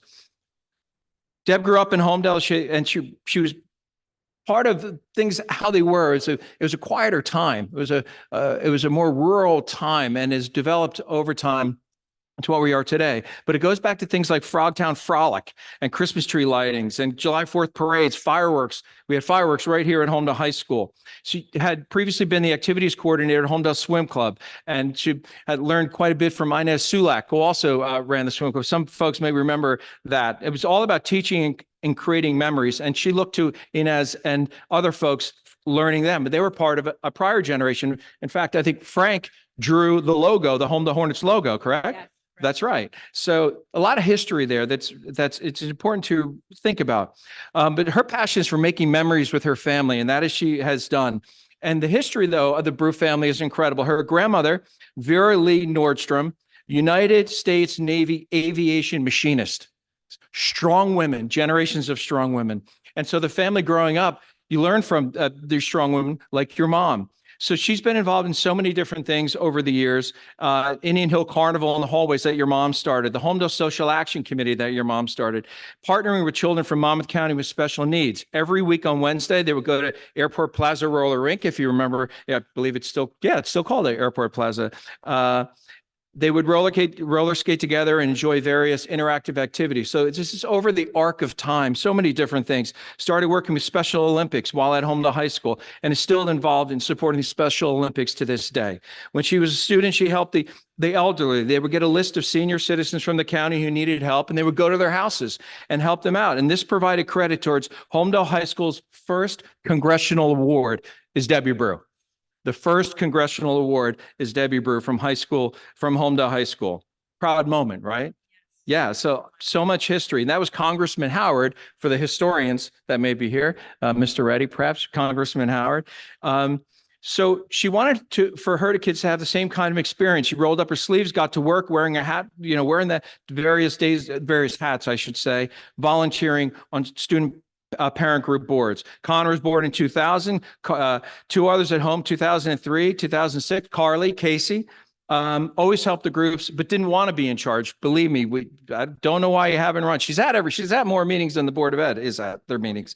But Dina D'Ambrosia helping with the carnival and everyone having a great time. She served on the village board from 2012 to 2014. She's vice president of fundraising. The SATS board is vice president of membership from 2013 to 2014. The Indian Hill board from 2014 to 2017, and on and on and on as co-president of various organizations. She talks about parents groups as thinking outside the box and getting things done. And that's to me what a good, healthy board does. It's thinking outside the box and what can we do better? And just simply because something is done a certain way doesn't necessarily mean it may be the right way, but it may not be the best and most efficient way to serve the district and the parents and the administrators and teachers and the students, of course. So we wanted to really honor all the different work that you've done. President of Student Council, you had a goal with Alex's Lemonade Stand, and you're the PLG, Vice President of Fundraising, and different things of that nature. And then you talked a little bit earlier about a major initiative that is a legacy project of yours, helping hundreds of students. It was a volunteer system for community service. In 2012, Debbie sent out an email to 10 parents listing events for service hours. The parent groups needed help at events, and her oldest son and friends also needed some service hours. They told 10 friends, et cetera, ended up developing back then 350 students back then, 7th to 12th grade database for volunteer and organizations. Am I close? How many are there now? 750. 750. That's what leadership is all about. Developing that, and that organically developing that, and folks talking and thinking and getting together and building on that. And that started back in 2012. 11, yeah. 2011. So I know it's off a little All bit. right. So she's been honored by the township. She's been honored by former Mayor Hines, and he says Deb is a true example of a community steward. She does so much for Homedale and never asks for credit. That's true leadership. She believes we should communicate more, build a community, stay together, and of course, make memories. So I'll just, and simply put, Brew is Debbie Brew, who went to school with my brother, Brendan, you know? And you. Yeah, all of us. Community maker who's now teaching a new generation about stewardship and civic duty. 4 generations of strong women, the Brew family, and building upon that legacy, an ongoing legacy of service and the values of loving each other, making memories, and helping others. Well done, Debbie Brew. Thank you. Thank you so much. Thank you. Thank you. Deb, that was very nice, Terrence, and thank you for all that information on how much time and how much you've accomplished in our district. That was a remarkable, touching speech to hear from you, and I'm proud to call you a friend. Wonderful McMurdy family that I've known since I was in village school so many years, and then coming back and hearing how involved you were is really inspiring. And to help motivate community members, that speech that you gave and what you've accomplished and the time you put in is what people should hear and listen. You're a role model and an inspiration for people to step up in their communities, which not a lot do. I mean, I've been on the board for a year and a half, and there's been more meetings where you're the only one out there than meetings where there's other people there. And we could see what happens after a presentation, right? It's typically you're here, and it's great to be involved, and it's great to just put the time in. And I appreciate the Brew family for the sacrifices, because I know your mom was very involved, and it gave her an opportunity to spend time with her children. But you've given so much to the students of Homedale, which is phenomenal. Terrence mentioned the volunteer list, which I love receiving every month. So not only have you given so much to the Homedale community, but that volunteer list just spreads out throughout New Jersey. And I've seen it grown, and we've taken part in a lot of the events that you put out there. And Terrence made a great point. That's another sign of leadership, of just spearheading something and just getting it done, not waiting for somebody else to do that.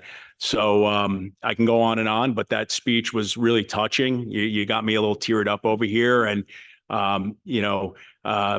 your kids are older now. My kids are a little younger, so I've been getting in the game more recently. But hearing how much you've put in over the years really was awesome, coming from an alumni and somebody who grew up in town and bleeds Homedale blue and really loves this district. You're going to be missed, but I know you're always going to be available whenever we need some history. So I appreciate your continued support, and I'm proud of you. And I can't wait to call your brother on the way home. Thanks a lot. Thank you, Vice President Damari. And many months ago, I felt it was really important to honor you, and I'm so glad that we're here this evening. Now, I've been chatting a little bit, so what I'd like to do, I was initially going to read the resolution. If you don't mind, Board Member Reddy, you go back a far ways with Ms. Brew. If you'd like to share a few words, and if you don't mind reading the resolution, which would be fantastic, and then we'll open it up to further discussion, because it's the whole dais. Do we have extra tissues for Debbie before we start? No. Well, Deb, it's been like a decade. And I remember when you said Anissa and Dina, and I think Denise at that school at Rich Radcliffe, and, was one of the custodians all those years. I mean, but first Mike, thanks for lending your wife for well over a decade. That's big. It's great to see a alumni of University of South Carolina in Connor, and you got a Syracuse Orange lady in Carly, and you got a soon to be Dookie at James Madison University, in a couple months back there. So well done. Enjoy the next, few weeks or whatever. I mean, I know graduation is going to be tough. I mean, what Terrence said, what Chris said, obviously I've been up here all those years, and you even predate even that. I know Project Graduation going there last year, tremendous event. I'm so glad that that continues because that's one thing I've always said is like you want to leave a legacy, you want it to continue, and I think you've done that. And I know we'll have our final Project Graduation walk in a few weeks, and I'll see you at Indian Hill. And 100%. thank you for all your stuff. I mean, I think Terrence, this is great. There's I remember like when Mr. Farrar retired, there's only so many teachers and so many volunteers that they don't come around every year. They don't come around every decade. They're few and far between, and you're one of them. So, thank you. And, well done to the brew. I'm looking forward to the last brewcast as you sign off. I'm sure that's not going to be an easy one. So thank you. So, Board Member Reddy, if you'd like to read the resolution, and then we'll have discussion if any other folks would like to share anything. And we're going to vote on this resolution honoring you. And then I'd like to have, if we can with the board, with your family, have a quick photograph. That would be wonderful. So. All right. Thank you, Terrence. That's a long one. I had to put on the glasses. Approval of dedication of service to the Homedale Township School District. Whereas Ms. Deborah Brew has been an active partner in the betterment of the Homedale Township School District, in which the Board of Education deems worthy of special recognition. Whereas the Board of Education wishes to acknowledge the significant contributions Mrs. Deborah Brew has made over the years as an advocate of children and education, and has continuously demonstrated dedication and devotion to the welfare of the Homedale Township School District and its students, parents, and staff. And whereas Ms. Deb Brew has faithfully and selflessly volunteered her time to the school district for 19 years, and whereas Ms. Brew has served on the executive boards of all district school-based parent organizations. And whereas Ms. Deborah Brew was the driving force in bringing Project Graduation to Homedale and has served as the chairwoman and coordinator of that program. And whereas Ms. Deb Brew has selflessly served as the liaison between community partners and organizations for student volunteer opportunities.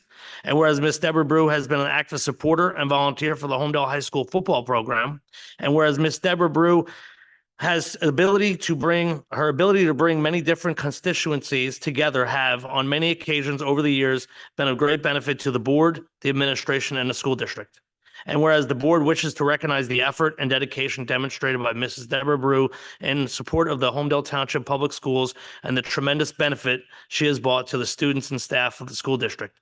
Now, therefore, be it resolved that the Homedale Board of Education recognizes with gratitude the many contributions that Mrs. Deborah Brew has made for her many years of service and her dedication to the students, staff, and the community of the Homedale Township School District, adopted this 29th day of May, 2024 by the Homedale Board of Education.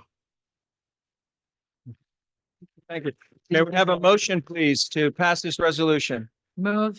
May we have a second? Second. All in favor signify by saying aye. Aye. Motion carries. Congratulations. Thank you very much. Thank you all very much. Oh, picture. Okay. Yeah. Okay, picture.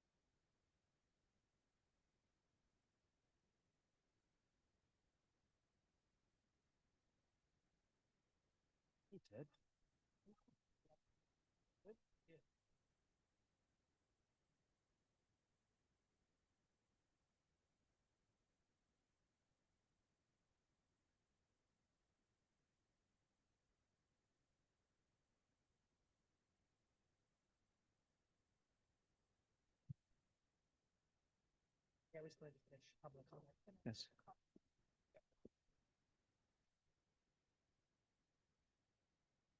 Thank you so much. I'd like to again open the items that are on the agenda for public comment. If there are any items that any member of the public would like to comment on that are listed on the official agenda, the microphone is yours at this time.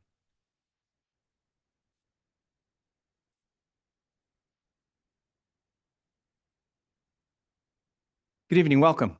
Hi, good evening. My name is Mindy Kim Liu. I live in Homedale. I just noticed when I grabbed the sheet here, this packet, there's a policy. Okay, this is policy 22440/page 1 of 2 controversial issues.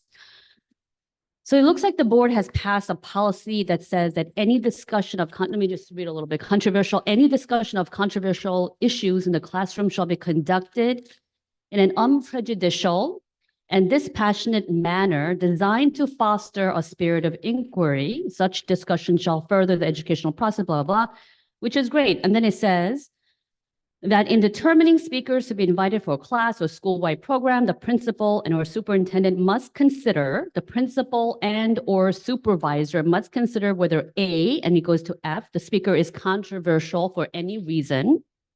B, the topic is controversial or sensitive or known to arouse strong community feelings, which I don't know what that means, honestly.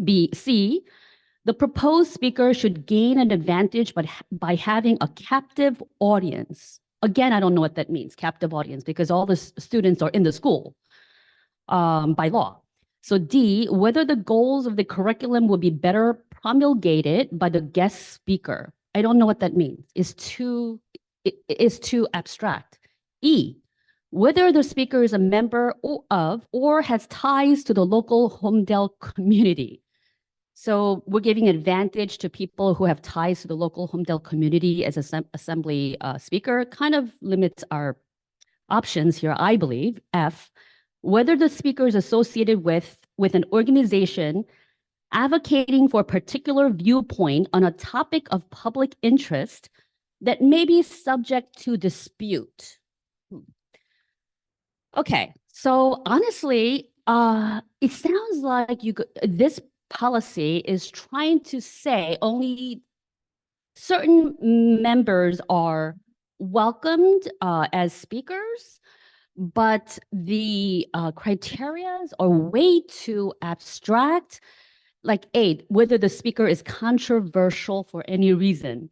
Quite honestly, I'm a lawyer by background, but right now I'm a substitute teacher and I teach up and down all the grades. And when I watch World War II videos, it's controversial whether some people say when the US dropped nuclear weapons in Japan, right? It's still controversial. There are people who say we shouldn't have done that, right? And then there are people who say, well, we needed to do that to end the war quickly, right? So it's controversial. So what I'm trying to say is that everything is controversial, really, right? When you look at anything, the Bible, Jesus, World War I, World War II, Hitler, there are people who support Hitler, right? So what I'm trying to say is, what is it that we're trying to do? Whatever it is we're trying to do, I think that it needs to be more concrete because everything is controversial. And so it's confusing for me. So it must be confusing for the teachers and the principals. And I think that it's going to get them stuck in a situation where they don't know whether this is going to get them in trouble or not, right? So they need better guidance, I think, right? Whatever you want to do. They need more clear guidance on exactly what it is that they're allowed to do or not allowed to do, whatever the board decides to do. I'm not saying what should or shouldn't be done. But this to me, I just saw it right now. I didn't see it before. But I think we need clarity. We need concrete criterias as guidance for the teachers and for the principals so that they can teach. What is it that this policy is saying they can and they cannot do?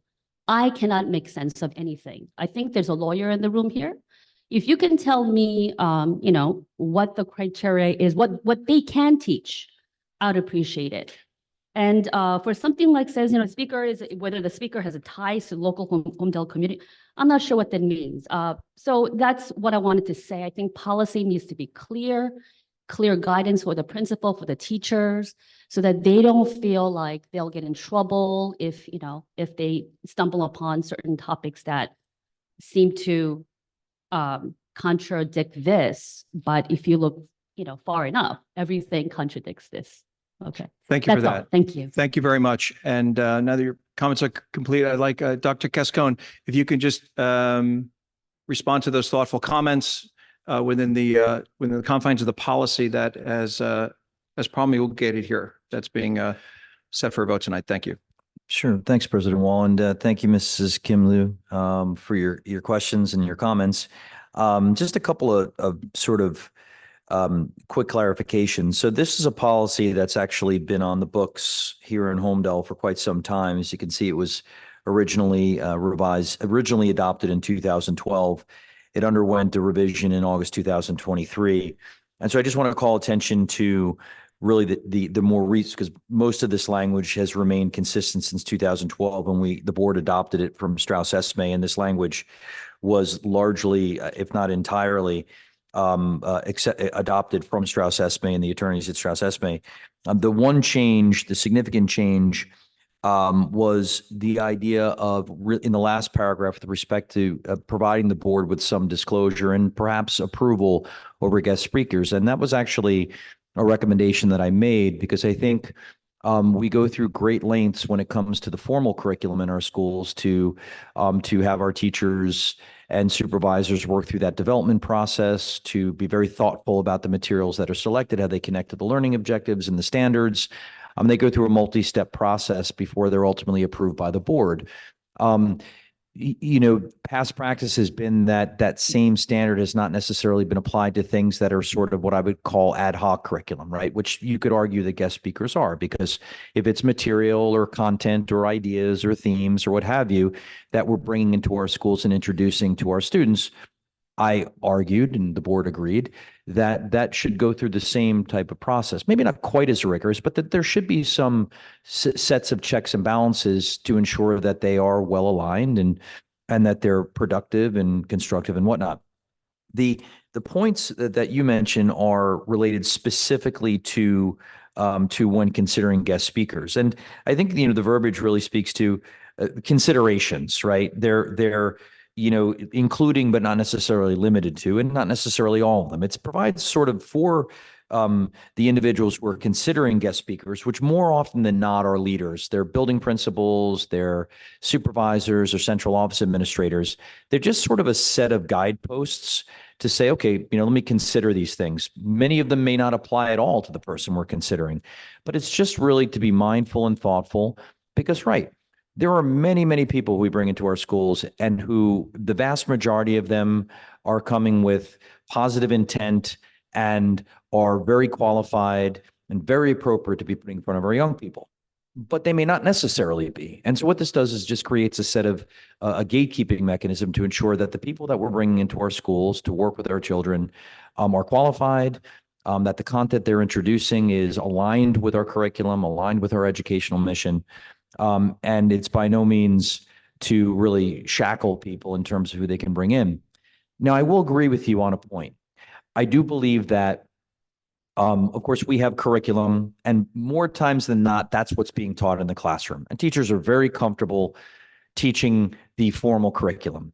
But we also know, because we do encourage critical thought on our students, and we do encourage students to our classrooms to be open places for inquiry, that there are teachable moments, right? That may bring what is truly a controversial topic, meaning that there's strong opinions on both sides of the issue, into the classroom. And I would agree with you that we do really need to equip our teachers, and it is something that we're discussing with respect to our professional development, with really just skills to increase their comfort level to how to engage in that conversation, how to facilitate that conversation, when to shut that conversation down, or when it truly represents a teachable moment. I would say that more times than not, it's really our social studies and our language arts teachers where that happens. I don't think it happens as often in, say, science or math.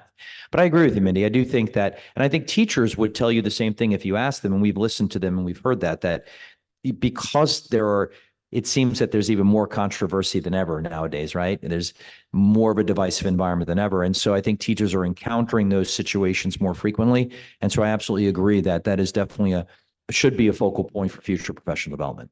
Thank you, Dr. Cascone. Any other questions or comments regarding the action items only? Mr. Logren? Thank you. We'll try to keep it towards the few minutes time. Appreciate that, not just you, in general. Thank you. Absolutely. 3 minutes. I got you. Start the clock.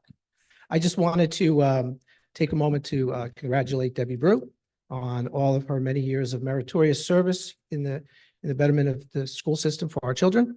When I met with her a decade ago and asked her to consider taking over Project Adventure, it really was on life support at that time. Fully funded outside of the school system, other than the buses, it at that time cost about $20,000. It must be around 30 now annually. And couldn't have had a better steward. And the reason she was so special for the job is because she was able to unite all the players in the community to make sure that this was a focal point, a culminating thing. Homedale is a very rare district in that it has a single school for each grade level and that you have students going in classes together from K to 12. It really is special, and the project graduation event is something that celebrates that. So thank you, Debbie, for all your years, and the people she's left it in their hands are tremendous. Also want to congratulate Rich Radcliffe on a healthy and happy retirement. He was a great ambassador for the Homedale schools. George Mazzio came to us in 2010 as a graphics design teacher. He overhauled that department. The person he replaced was still using film and art in the dark and all of those things and the photo labs and everything. And when Mr. Mazzio came, he modernized that entire curriculum and left it in a much better place than where he found it. I also want to congratulate and best wishes to Dr. Kokoda. Dr. Dakota, in his couple of years as the principal, really did a tremendous job in stabilizing the school culture and promoting it to even greater heights. His metaphor of the hornet taking flight, genius. And when you see things like full year battle of the classes or a relay for life, raising $70,000. We had done relay for life several times in the past, but never to the magnitude that Dr. Dakota was able to do under his watch. His loss will be Manasquan's gain, but he's going home in a sense. And I know firsthand they can't wait to have him. And I just think he did a tremendous job, and I wish him the best as he goes forward. He'll be a tough person to replace. And finally, I just want to thank Mr. Reynes for taking on the football job several years ago. I was the principal when he was hired, and it truly was one of the best hires that I've ever been a part of in 18 years as an administrator. I remember still a conversation we had in my office. At the time, the football team suffered, the community suffered from a schism between the high school community and the AYF community. Jeff was the perfect person to build those bridges, to unite the two areas. I remember having the conversation with him about one team, one town. The board did its part by changing all the mascots to Hornets from grade 4 right on through. And Mr. Reynes, in addition to rebuilding a culture, he molded men, young men, and that's what we want. We want people to leave a program doing the right things. Winning is a happy byproduct of that, and Mr. Reynes did it above and beyond, and he will be missed, and I want to thank him for being part of the Homedale community. And that's my remarks. Thank you, everybody. Thank you so much, Mr. Logren. Would anybody else have any other comments on agenda? Yes, absolutely. Welcome. Coming up together.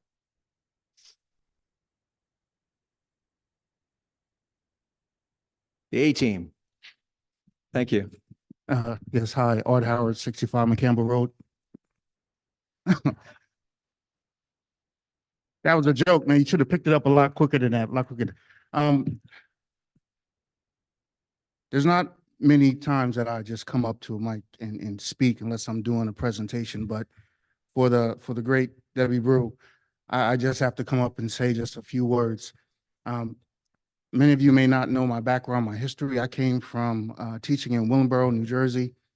Came to Homedale. It was like going from Beirut to Hawaii up here. Part of the reason why was the parents. I mean, like they immediately embraced me. They helped me transition in here to Homedale. And one of the best examples was Mrs. Brew. I mean, anything that I needed, that lady would come and do. No questions asked. Mrs. Quirk, they were in the building so much doing stuff. I felt bad. I wanted to put them on the payroll. They were just so into doing what was right for Homedale, for the kids. I just wish that I could be as good at community stuff as Deb is. I mean, she's just involved in everything, and for her to be stepping down, you're gonna need like 5 or 6 people to take up what this lady was doing. Just a beautiful person, a beautiful heart, beautiful soul. And when I say I love her, I do. I love her from my heart. I would do anything for that lady over there, Mrs. Bruce. She's truly one of Homedale's finest. So you'll be missed. Love you much. I just wanted to say that. Thank you.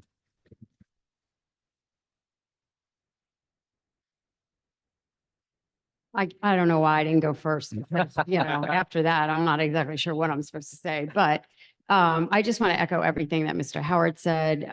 Debbie has been nothing but a support since I've been here. Way back when I started working under Mr. Howard, and she was always available. No matter what you needed from Debbie, she's there to support you, to support the kids.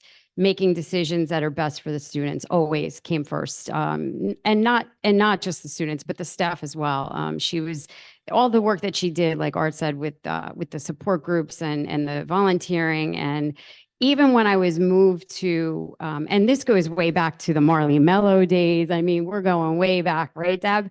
But when I got the principal's job, she wasn't even the PLG president anymore, and she offered help on the daily to transition the new president, to get the gift that was never given for a couple of years. And she made sure that Indian Hill got that digital sign for us. She's just one of the best, like Art said. There is no replacing Miss Brew.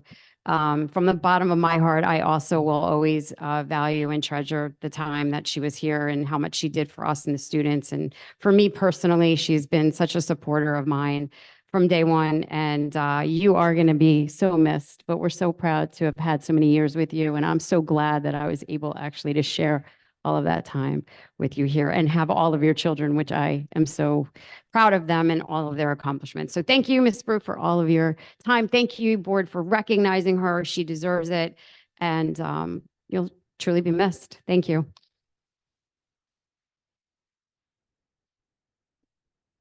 Speaks volumes with the administrative team sharing those comments for Debbie Brew. Thank you so much for that. Any other folks would like to comment on items that are on the actual agenda? Okay, seeing none, we're going to move on then to action items. And this breaks up a certain way. We reformatted the agenda a little bit. The items that we're going to move on, and then we're going to read separate resolutions. The items will be 1 through 6. And then items 7, wonderfully, we addressed a moment ago. And then there'll be 8, 9, 10, and 11 will be read separately. And then items 12 through 62. Thank you. Thank you. Which includes the 3 items that the board adding onto the agenda. I know that Vice President Damari wanted to make a comment on item number 17. You want to just give a quick welcome? Reading it? No, you just giving it a quick welcome because it's an important position. The administrative positions are critical to the success of Homedale Township School District. And board member, you referenced sharing a word here. We are excited. SAT school. Ms. Seminelli is getting some help, and we're excited to be voting on the approval of the appointment of the new vice principal, Dr. Ellen Ganakis. And that's item number 17. I just wanted to, contingent on the board vote, welcome her to the Homedale School District. And we're happy for SATs and Ms. Seminelli for this one. So to keep the suspense going, we're going to hold our applause till we vote. That's going to be 1 through 6, and then items 12 through 62. May we have a motion to approve those items, please? Move. Second? Second. All that. Who seconds? Second. Thank you very much. Roll call, please. Mr. Wall, Yes. Mr. Damari, Yes. Mr. Reddy, Yes. Dr. Kalori, Yes. Mrs. DeSilla, Yes. Mr. Buckley, Yes. Mr. Mann, Yes. Mr. Lebechi, Yes. Mrs. LaPresti. Yes. Motion passes. Thank you very much. And yes, welcome, Dr. Ellen Giannakis. And Oh, she's not present tonight. Okay, well, maybe she's listening in. So that's wonderful. So now moving back, item 8, I'm going to read 8 and I'm going to ask board members to do 9, 10, and 11 in a moment.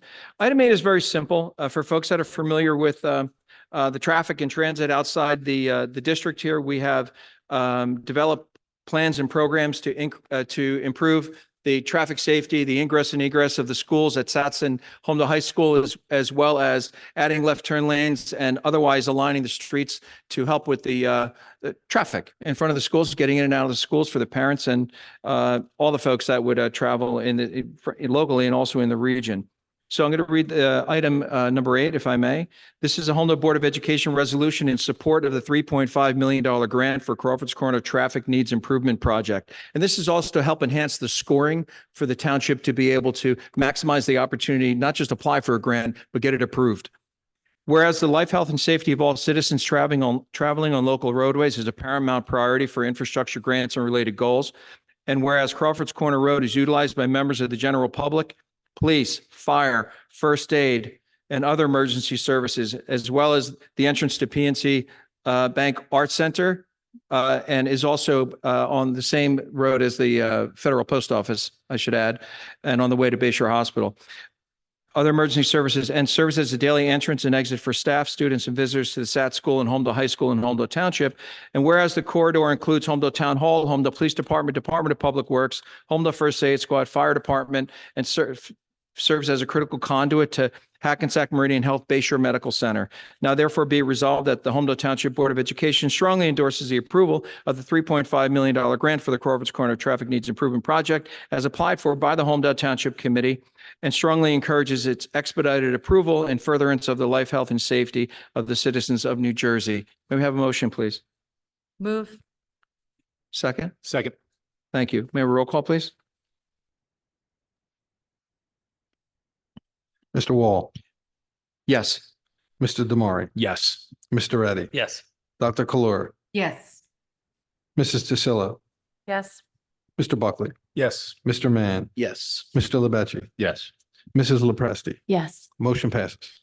Thank you very much. And thanking the Township Committee, Mayor Providuto, Deputy Mayor Foster, and the team in their work in this regard. Board Member Tusillo, would you kindly read item number 9, acceptance of retirement graphic arts teacher, Homedale High School? Who knows how to say the last name? Mazzio. All right.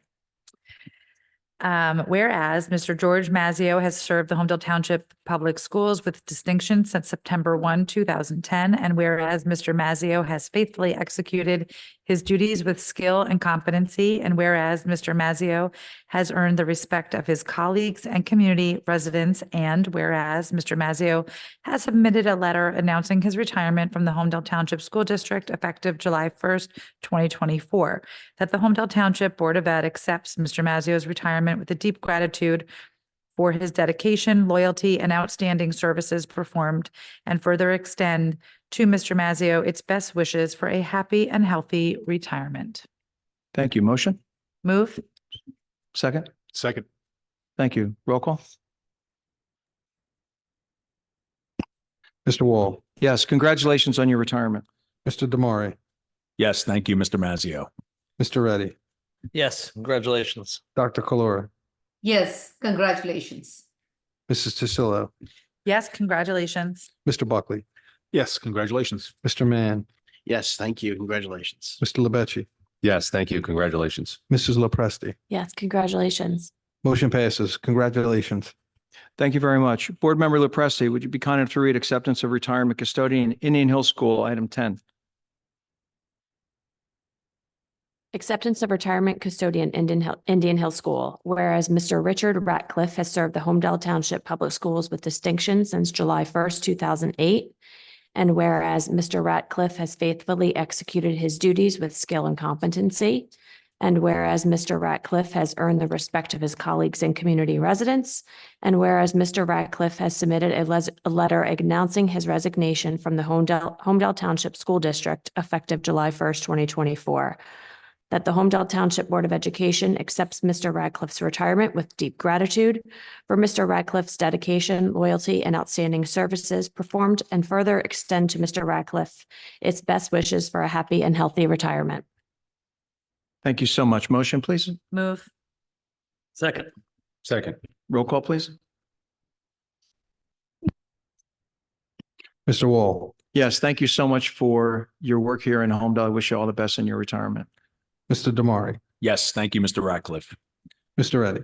I'll say yes, but Richard, congratulations. Thank you for years. Rich was the guy at SATS. Whenever we had board meetings, Rich was the guy that always set up all the meetings for us. He was there every week, year after year, and he'll be missed. Rich was a good man. Had a lot of long talks with him, and he was always a upstanding guy. And congratulations. Thank you.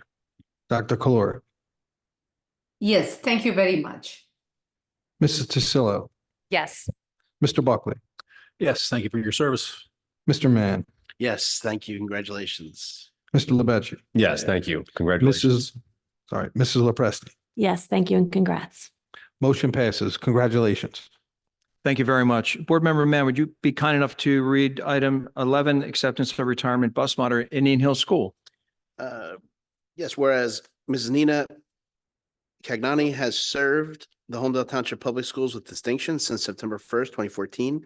And whereas Mrs. Cagnani has faithfully executed her duties with skill and competency, whereas Ms. Cagnoni has earned the respect of her colleagues and community residents, and whereas Mrs. Cagnoni has submitted a letter announcing her retirement from the Homedale Township School District effective July 1st, 2024. That the Homedale Township Board of Education accepts Ms. Cagnoni's retirement with deep gratitude for Ms. Cagnoni's dedication, loyalty, and outstanding service performed, and further extends to Ms. Cagnoni its best wishes for a happy and healthy retirement. Thank you so much. Motion, please. Move. Second.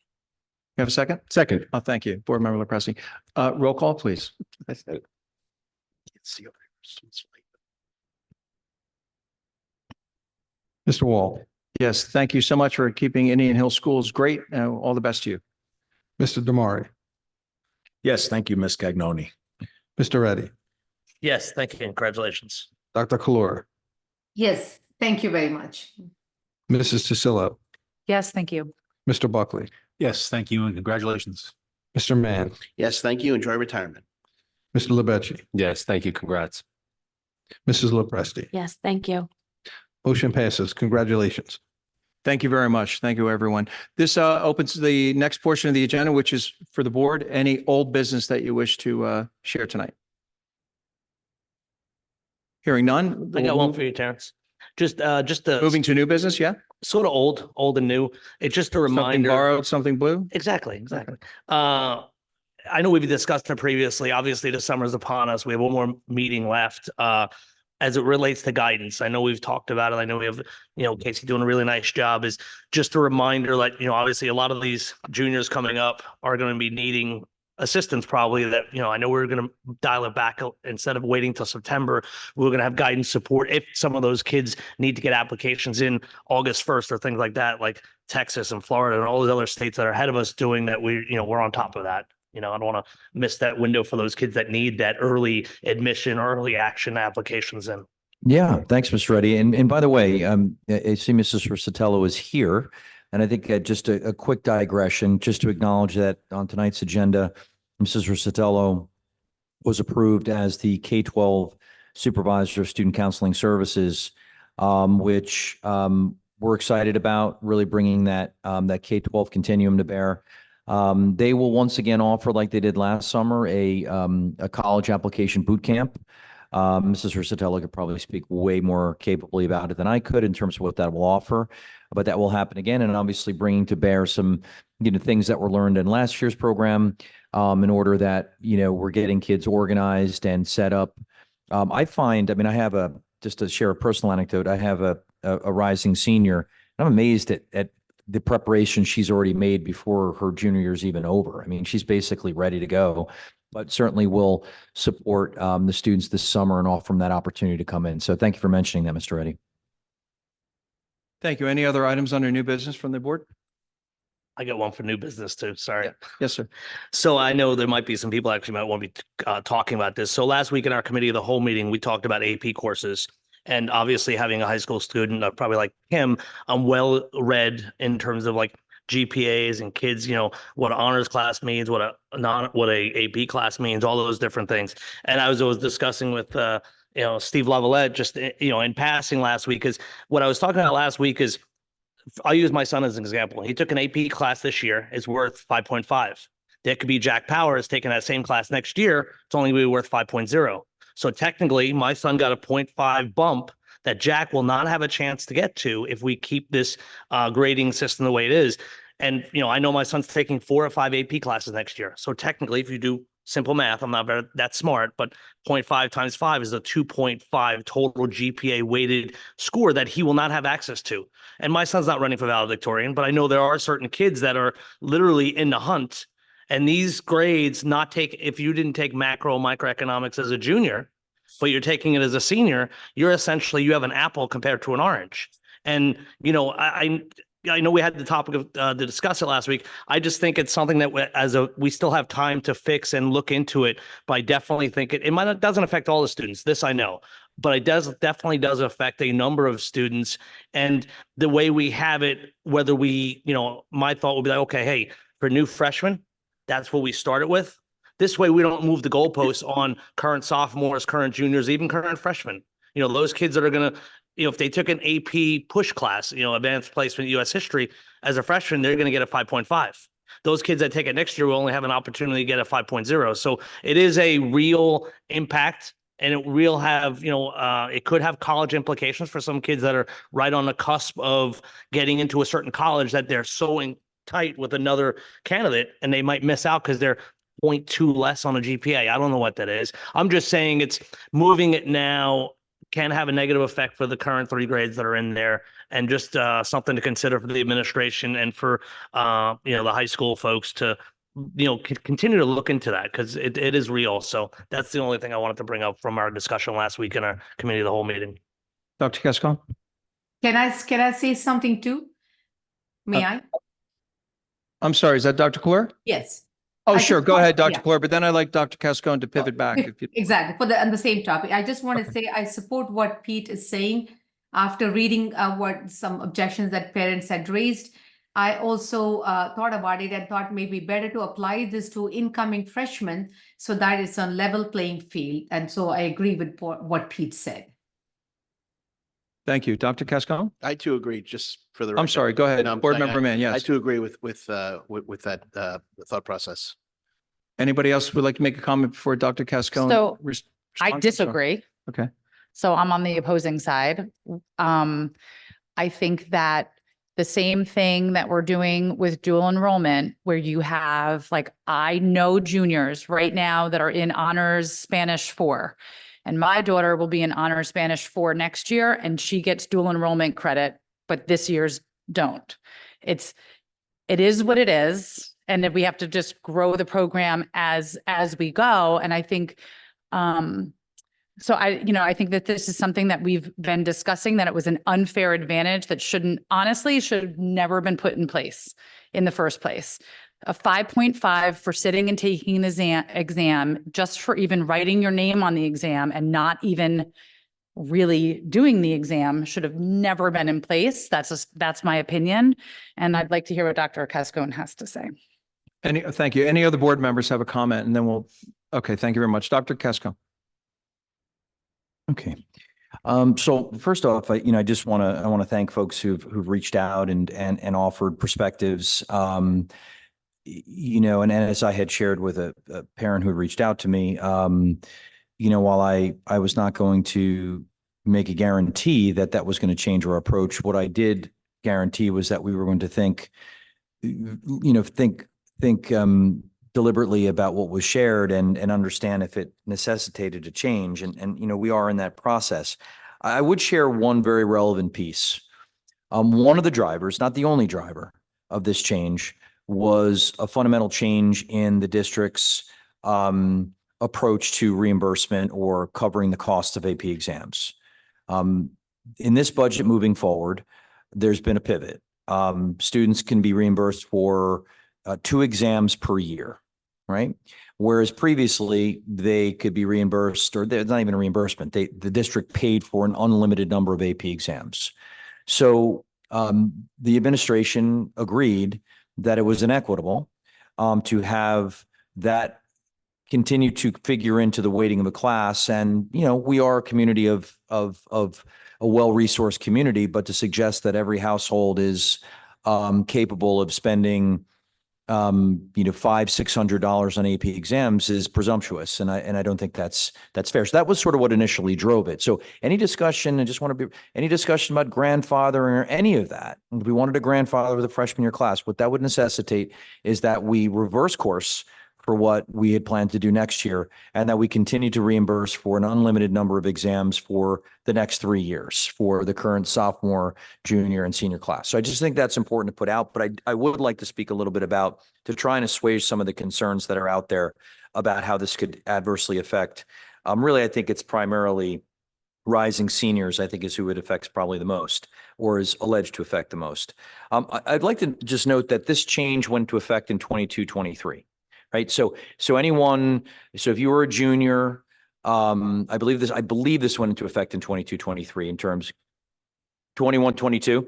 So, you know, so for anyone who is, say, for example, a rising senior at that time, they only had 1 year to capitalize on the 5.5 weighting.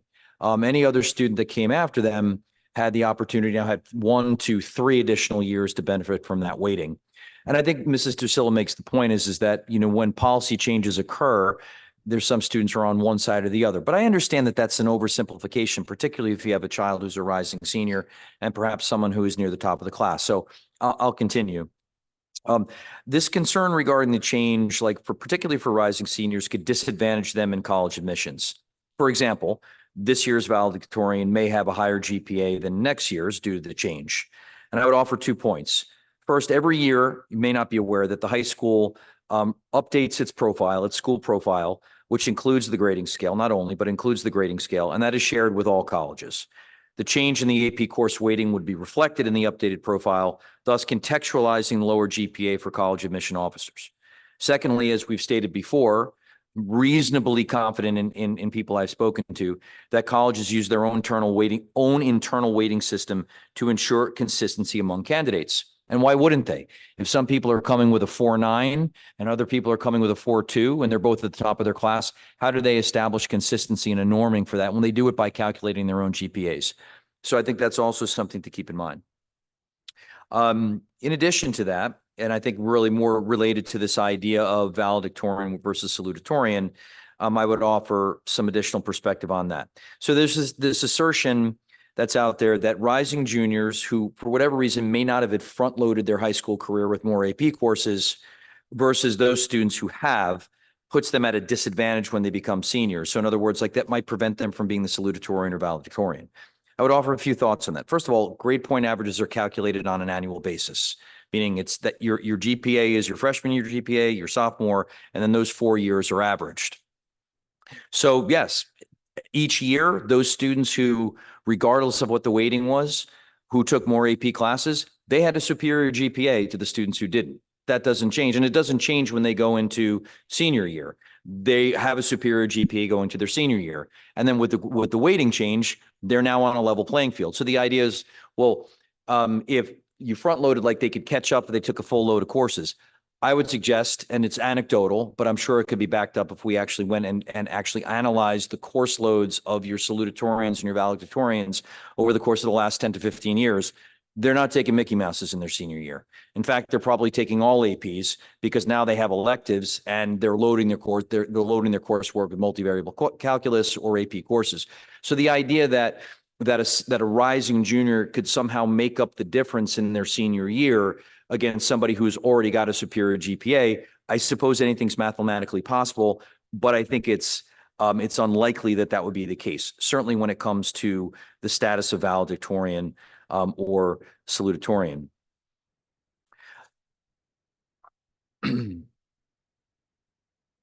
Just an additional point that I just wanted to mention. So those are, listen, I'm not, I'm old enough and been around long enough to know that I don't know everything, not even close. And that sometimes preconceived notions, I will tell you that this is not just simply my idea. It is something that has sort of bubbled up from the grading committee. It was a a decision that was supported by Dr. Kokoda. It was a decision that was supported by Dr. Irwin. And ultimately, when I looked at it, and I look at everything that comes up to me critically to say, is this something we can do? Now, there was another perspective change that was brought up with changing the scale to include A pluses. And as I mentioned at the COW last week, I wasn't confident that we had done enough deliberation on that to, namely, really gathering feedback from students to understand. I wasn't prepared to do that, so I shelved it. I shelved it as well as some other things. But this was one where really, I think the primary driver was that financial piece. But certainly, I serve at the will of the board, as does the administration.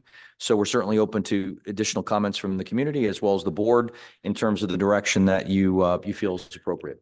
Thank you very much. Any other comments from the board? Scott, the only thing I would say is almost not a warning or just next year we could see a regression. Because I know I look at, like we know a lot of these, these high school students that when they see and we did incentivize them a bunch of years ago. The reason why was, we saw that rankings okay, we have a lot of kids taking AP classes, not enough kids taking the tests. So obviously, okay, as the board and administration, we said, how can we make this better? Said, okay, let's what are the problems? What are the barriers? We said, okay, test on Saturday. Okay, that was easily removed. Done. There was some pushback on, okay, paying for the tests. Okay. So on a macro level, we paid for all the tests. Not really the smartest way to do it because we realized we had kids from high tech, biotech, every other school around that had, if you lived in Homedale, you were able to take tests. We even had kids taking tests that weren't even sitting in these classes, which is remarkable that you just want to take a AP variable calc test because it's fun. I'm not sure, but it was pretty impressive. And then the third one, which I think would be unanimously the biggest driver, was a 1.5 extra bump. An honors class is worth 5.0, right? So an AP, AP became a 5.5. Honors is 4.5. 4.5, right? And the AP was 5. AP was 5. Right. And then if you sat just to take the test, didn't even have to pass the test, 5.5. Right. So the point was we probably overinflated it. I don't disagree with you. But what I'm saying is if we dial it back, be prepared possibly for a regression in those AP numbers.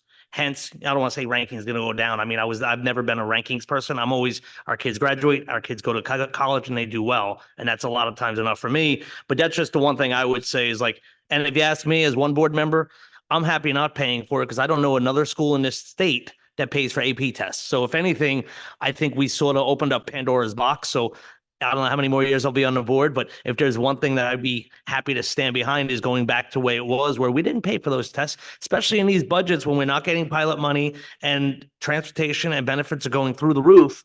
We need to control costs whenever we can. So that's my comment. And I appreciate that, Mr. Thank Reddy. you. And I think, when looking at, I think there's three different ways we look at APs, right? There's AP enrollment.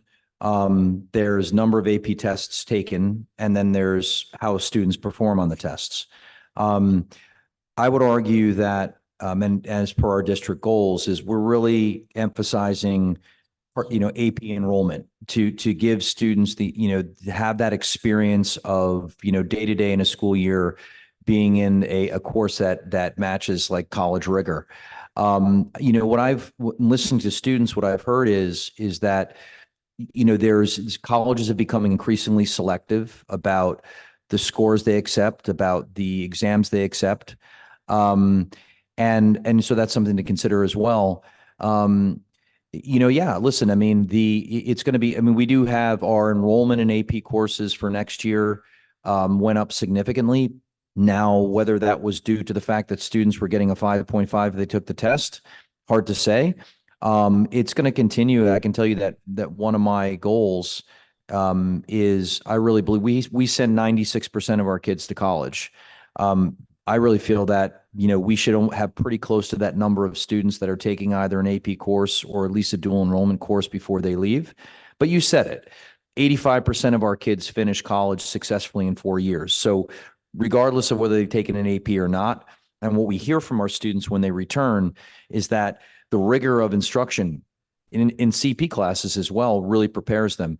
So yeah, it's going to be interesting to see with the removal of both the reimbursement as well as the 5.5, what that does to our AP enrollment. But I think it's bigger than that because, we talk a lot about rankings and aspiring to be, to move up that ladder.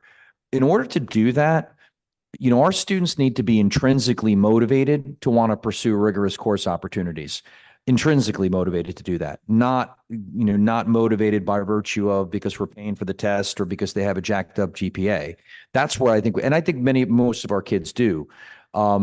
So those are just a few thoughts, but I definitely understand where you're coming from, and we may see a regression. Thank you, Dr. Gascon, and the board members. The diversity of ideas, exchange of different thoughts is really important, and the folks were able to see us all at work. So we finished the agenda items that we're voting on tonight. There's no executive session. So what I'd like to do now is open it up to any comments from the public. Sorry, it's just. Yeah, I'm sorry. Yes, did I miss? Yeah, I I'm know sorry. you'd like to move expeditiously. I'm just going to. Board member Buckland, yes, idea. sir. I just wanted to bring something back in front of the board. I think it's appropriate that Mr. Loughran's here. It was originally his idea prior to his retirement, and then he was kind enough to join us again last week at the committee of the whole, specifically as it relates to Jay Demarest and his contributions to Homedale schools, particularly the athletics department.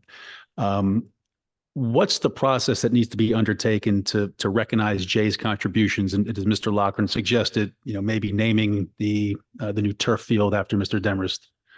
Well, there are a full menu of different ways that folks can be recognized. I understand that Dr. Gascon will be sending out the policies that relate to that. There are many different ways that folks can be recognized.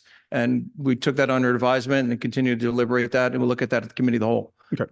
All right. Thanks. Thank you. I'd like to open it now to the public, and we'll keep it to 3 minutes. As a courtesy, I'll let you know when it's 3 minutes. And microphone is yours, sir. Thank you. Welcome. I see Denise King in the house. Welcome, Denise. Great to see you here tonight. Go ahead, sir. Thank you. Jeff and Jennifer Baker, 33 State Street in Homedale. Just to frame our presence here, we have a daughter who's a junior into high school, and we had two sons who are in college who went through the whole system. This is the first time we ever have chosen to come and address the board. And it's regarding the issue you just discussed and regarding course weightings with AP courses. So we just wanted to weigh in on it and say, understanding the monetary aspect, we're not advocating Homedale pay, but any system has to be, any grading system has to be consistent across the 4 years. It's just patently unfair, inequitable to have students with the exact same courses, same grades, but a different GPA because they took a class in a different year. And to me, that just completely makes no sense. I'm not advocating for a 5.5. I mean, put everyone back to a 5. We took it for the 4 years and start the new policy as a freshman. And my other comment would be, don't you need to earn an A to get a 5.5 or 5? You don't just sit down and take the test to get 5.5 course weighting. But you need to take, I could be wrong about that, but don't you have to earn, you have to earn the A. You don't get a 5.5. You don't earn the A. Yeah. Sorry, Dr. Gascon, did you want to respond? Feel free to.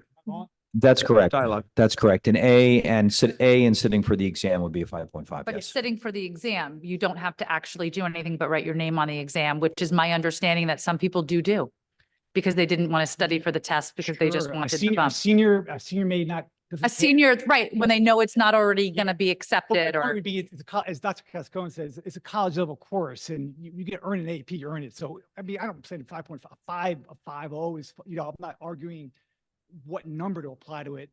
I'm just saying that the policy needs to be fair and equal for 4 years so that you take the same course, earn the same grade, you should have the same GPA. That's it. And Dr. Cascone, I understand the mathematical side of it. If you take more senior versus you took it as a junior, and yeah, it comes down to like 0.1, 0.15. But when you get in some of the honors and within the competitive whole, most competitive everywhere, those kind of minutia numbers would make a difference.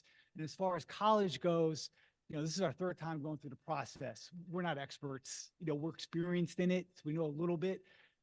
We have no idea how the colleges are looking at all this stuff. So whether it's advantageous or not, I don't know the answer to that. But it could have an impact. It may not. But that's something I don't know, Jennifer, you want to add? Thank you. Thank you very much for your time. Next speaker, please welcome. Thank you. Hi, my name is John Du. I'm at 11 Dora Lane. Good evening. Good evening. So I have two questions, but I think the first one, since we're already talking about this GPA weighting, I just want to say, maybe I see the points of both sides. Maybe we should really go back to the first principle of the issue. So what really problem we'll try to solve here, right? So if initially we try to increase the GPA to basically encourage enrollment and hopefully encourage people who do well, not only for the short term get a high score, better performance, but also over the long run academically excel. I guess from that point of view, I do see the point to see the increase in the GPA, but not necessarily just for the sitting in. It's actually, if you do well on the exam, then you get a 10 bump. That makes sense to me, right? But all that said, I see the sort of I do see the financial aspect of the rationale for it, although I see the significance of it because, for example, we try to do the right thing. If all we try to do is do the right thing for the students, and better enrollment, better performance would do well for them and also for the school. Then my point is, reimburse for two classes or 3 or 4, that doesn't really change our attitude towards it. So if we think it is a good thing to do, even the district may not allow for more reimbursement, but that shouldn't be the reason why we don't want to encourage this practice. So from that perspective, I see points of both sides, and I have a son, in high school as well.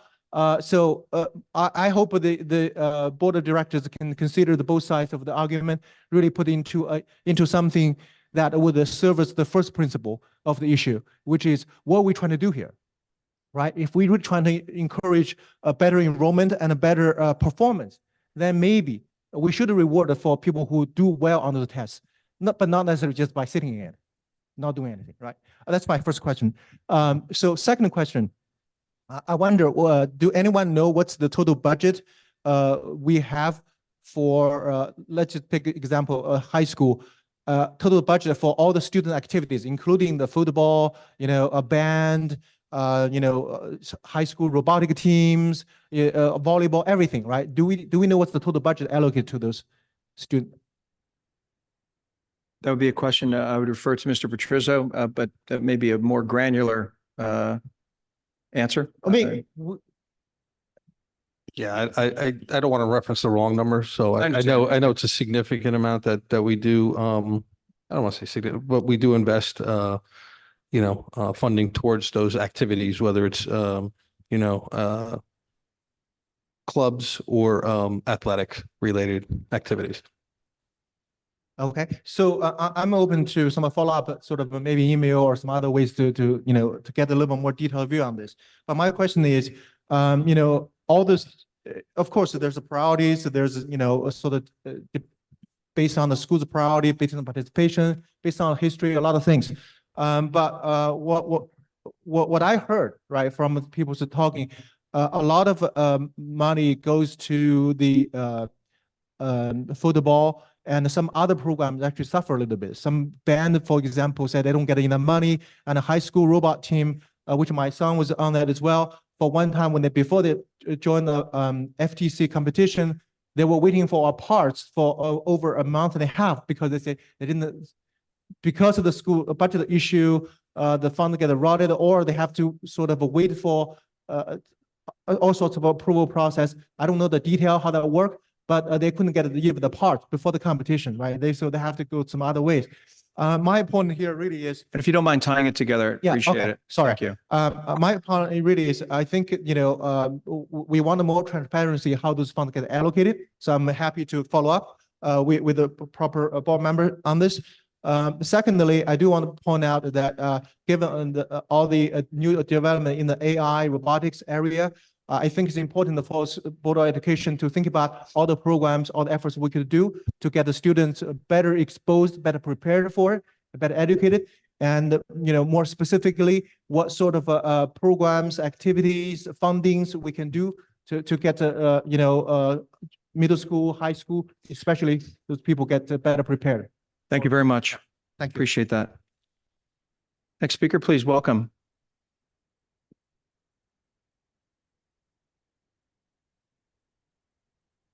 Hi, good evening. I have my glasses on, sorry. Lisa Vitale, president of the HTAA. Tonight, I'm here to share a concern held by the Homedale Township Administrators Association regarding a recent email response that was made to a parent sent by the president of the Homedale Board of Ed. The email was sent and it was several of the members of the association were copied. Specifically, the email included a statement that administrators are of lesser importance compared to teachers in the district. It was stated Homedale schools are great, turnover is just so low. Employees clamor to be here and key roles are teachers, not administrators. They are closest to our kids. That said, everyone is important in their own way. Although we do understand that this could have been misstated, as administrators deeply dedicated to the success of our district, we find such a statement both disheartening and concerning.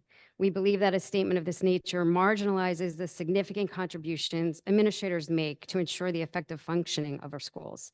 The HTAA recognizes the comments that were stated at last week's committee of the whole meeting, and we deeply appreciate the letter that was read by the board, affirming their unwavering support for the administrative team.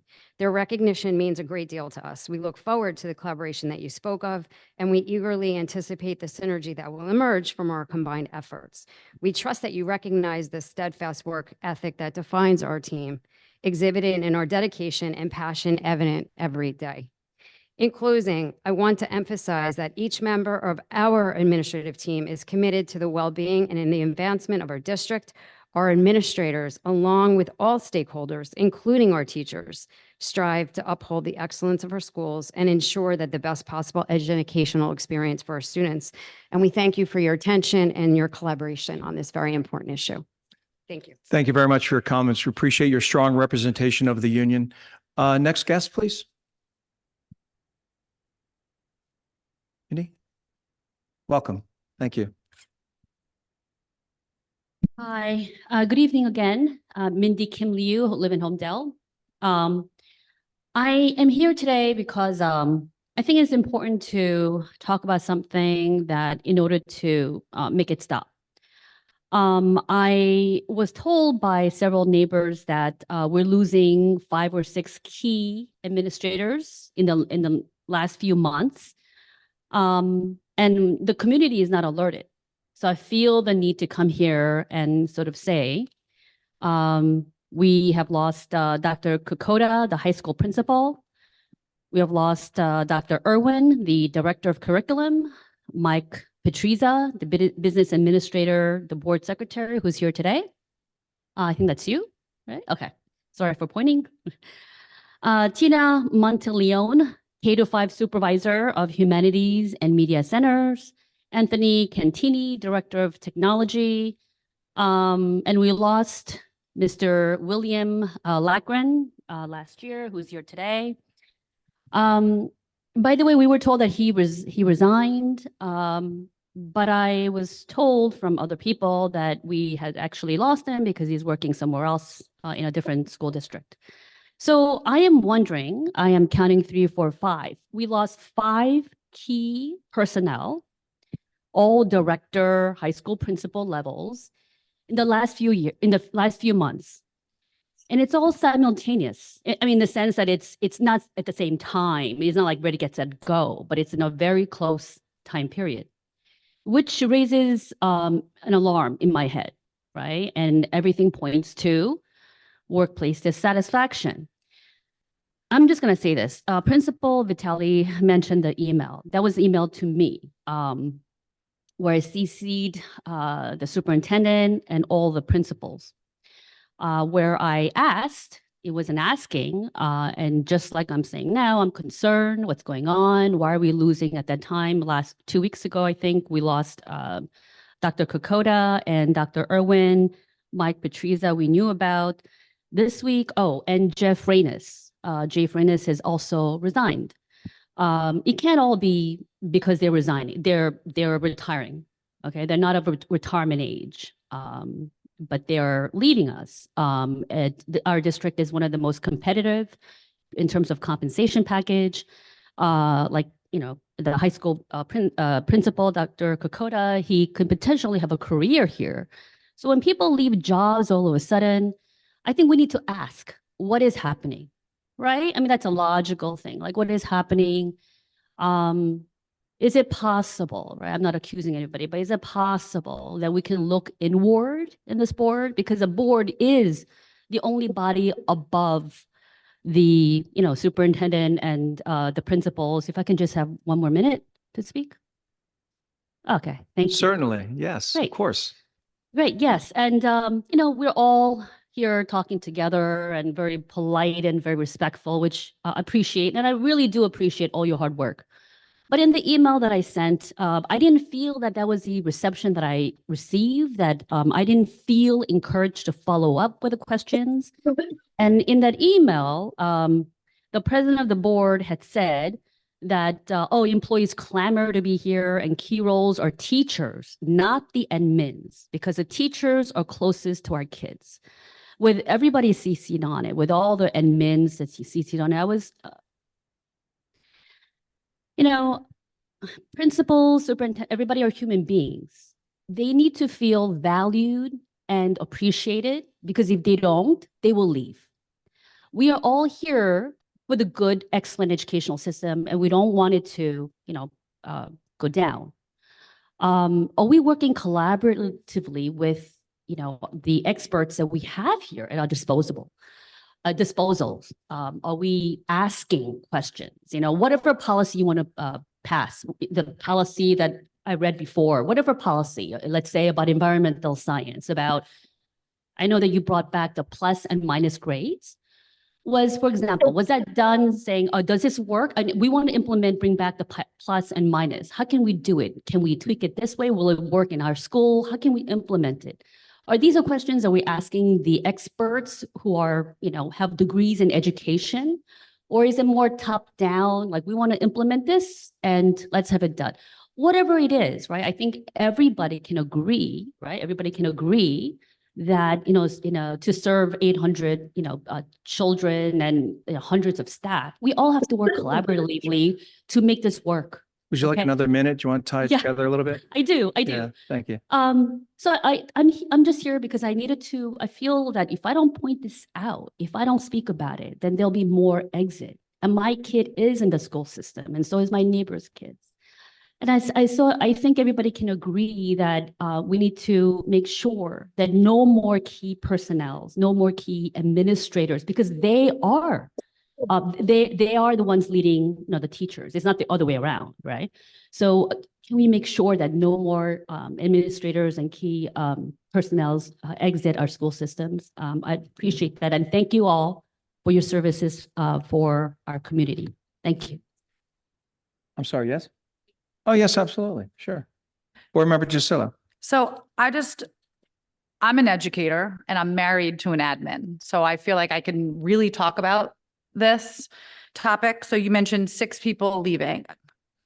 3 of the 6 are retirements. And I'd like to clarify that just because you retire doesn't mean you stop working. So for instance, I have an interim principal at my school that just started today. He retired 3 years ago, and he's been working nonstop as an interim since then. But he gets paid a daily rate and his pension all at the same time. So people do it for particular reasons, because once you get to a certain point in the pension system, you literally lose money if you stay in the pension system after a certain point. So it just financially makes sense. So I want to put 3 of the 6, aside. One we're not even going to talk about. And, one is going literally back to the classroom. It has nothing to do with being an administrator. She no longer wanted to be an administrator. She's going back into the classroom. And I think that actually takes a lot of courage to say, this isn't for me. And and it happens. And as far as Dr. Kokoda, I can only say, and I said this last week, like he's going to, I believe it's the same district as his wife. His family is there. It's closer to home, and he's making more money. Sometimes it just feasibly makes sense to not have a commute, make more money, and all of those things. And another thing which you might not have listened to last week's meeting, but we are a district of 4 schools. There's not a ton of movement upward that people can make. when you have typically a lot of admin are going into admin later in life because their pension gets based off of their last 3 years or highest 3 years of salary. So the admin will go and try to keep moving higher to make sure that they end on the highest salary. And when you're in a district that only has 4 schools, unlike, let's say, Middletown that has like dozens of 16 schools, there's a lot more movement in such a huge district than there is with a district of 4. So I just, I literally work in the field. I'm married to somebody in the field that is an administrator. I feel I've been nothing, I'll just say for myself, been nothing but supportive. And I do believe that this board in particular has tried to give the current central administration fair, like to let you run and do your, do your thing, because really the only person that reports to us is Dr. Cascone, and he handles everybody else down. So I won't speak to the email, but I will just say that I think everyone here really does support our schools. That's why we're here, whether it's admin or teachers. And that's my thoughts on the admin.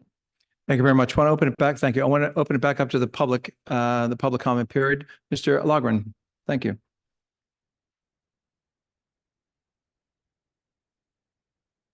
To follow up on Board Member Tasillo's comments, I did in fact retire, and I am in fact working as an English teacher.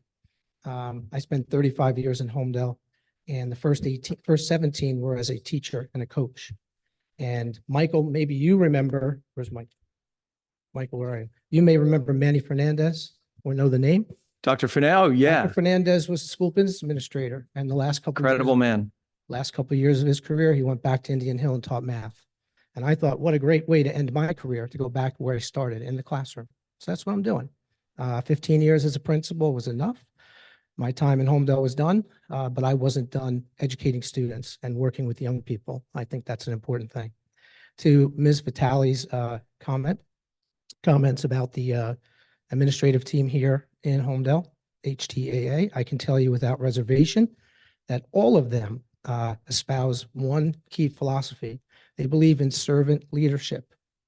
And they don't care who gets the credit. The idea is to make sure the kids are successful and have a good experience. Their job, as much as anything else, to reference the letter, the teachers are the closest to the students, but it's the administrators who help to facilitate that positive experience for the teachers to make sure that they have all the tools they need to succeed. I can tell you without reservation, I may be a bit biased, there's no finer team that's going to work for your children than the HTAA. So thank you very much. Well said. Thank you very much. And to build resilient students, you need to start with resilient adults. So for the folks that send and receive hundreds or thousands of emails, if you don't always hit the right note, I'm with you, because you're not always going to hit the right note. But to build resilient students, you need resilient adults as well. I'd like to open it back up if the public has any additional comments from the public. Yes, welcome.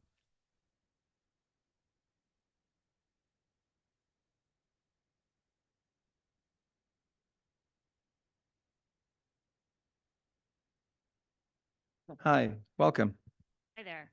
My name is Christine Quigley. I'm at 24 Winthrop Drive in Homedale. I'm a Homedale alum. Mr. Lochran was my English teacher. And I wanted to actually speak on a different topic. I actually sent you all a recent email, and I wanted to give some context as to why I reached out to you. It's very unlike me in all of my years to, speak up and say something. But I want to provide a parent perspective on some of the changes that have been implemented in terms of placement for honors math. Specifically, I can only speak for 7th graders going into 8th. I have 2 kids in honors math, one in 7th and one in 10th. So I also have a high school perspective. But I'm really concerned, and I listened to an October board meeting, where this topic was discussed, and it seemed like a huge amount of the focus was around how do we what do we need to do to bring up our rankings in terms of NJSLA test scores for 8th grade math? And that concerns me as a parent because it feels like what has happened is they're looking at NJSLA scores and other standardized testing, but specifically differentiating on NJSLA to drive kids who are high performers down to 8th grade math. And, I think that this is a big concern because I think if you don't have a child in high school, you may not recognize if your kid is being pushed down to 8th grade math and they really belong in honors algebra 1 in 8th grade. That impacts their long-term trajectory in math. That impacts their ability, number one, to get to calculus on a straightforward path by senior year. Not every kid knows that they want to do STEM when they're 12 years old. It might take being a freshman and being exposed to some of our engineering classes to recognize, like my son, this is what he wants to do. He would have been one of those kids who would have been pushed down, and he's completely on that path. So number one, getting kids to calculus by senior year. Not every kid will choose to do that, but we need to give these high performing kids who naturally would have progressed from 7th grade honors math to 8th grade honors algebra, the ability to stay on that path and get to calculus if that's what they desire. Secondly, I think for people that don't have high schoolers, you may not be thinking about SAT preparedness. And if you slow those kids down and force them into 8th grade math, they won't have completed algebra 2 by the time they finish sophomore year, which means that they're not ready to start studying and taking the SATs by the beginning of junior year. So, high achievers in our district need to be supported, and we need to propel those kids forward, not hold them back.